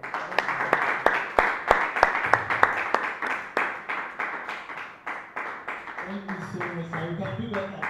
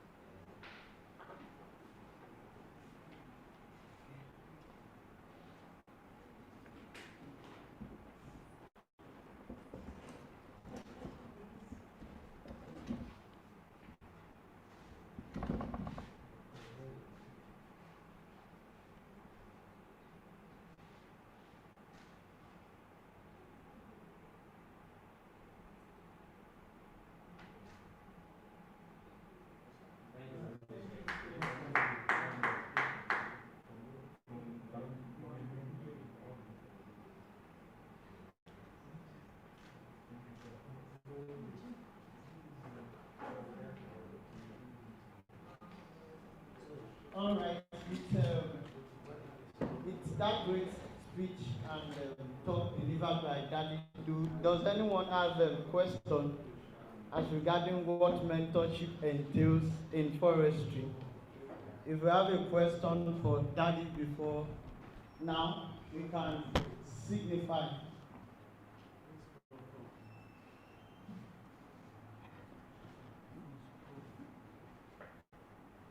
All right, since we are good to go. Okay, I think I have no question, no question. Yes, I think I have this question, sir. Okay. Sir, okay, we have several aspects in forestry. We have forest genetics,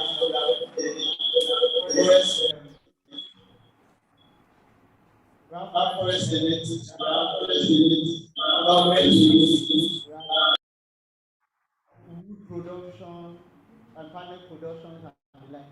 And myself as a student, I am more interested in maybe wood panel productions and I just met myself maybe during my my defense or writing my project, or I'm just been asked to meet with a lecturer in the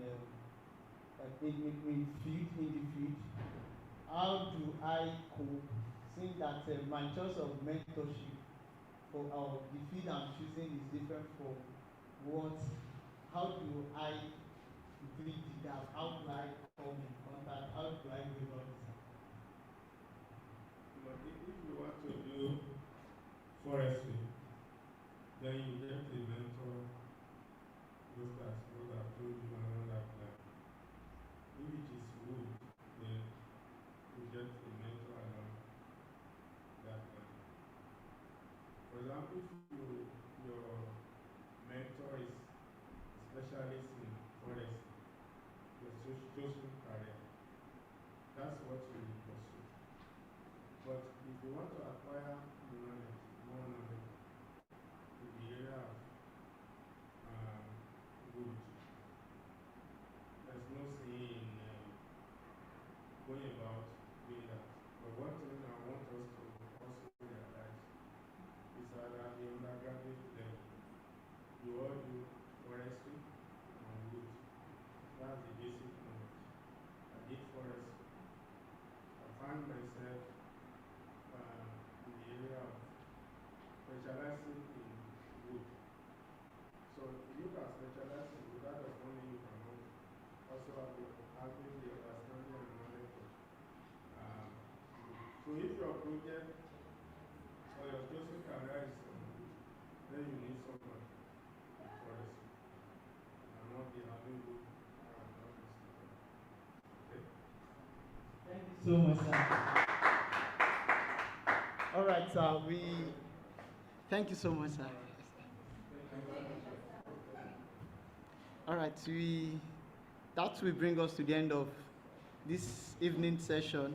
We want to appreciate everyone who had come around, and special thanks to the Vice Chancellor of the University, Professor Joseph Adiola Fuakwe, the head of department, Professor Gideon Adedayo.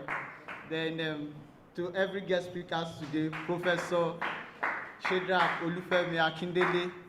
Then our staff advisor, Professor Mrs. Bukola Victoria Oyerinde, and Dr. Amadou Lawa, Professor David Olanrewajoke, Professor Jonathan Oyekwelu, our own Professor Babatunde Ajayi, and every other lecturers in the department.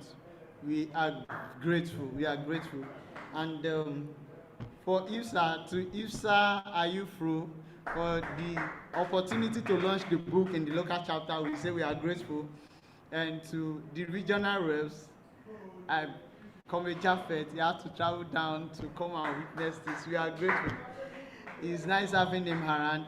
We also, to my Oga also, Comrade Eugene Precious, thank you so much for working with us. Thank you so much. It has been a nice time. To every of my executives, they have been amazing. They have been amazing.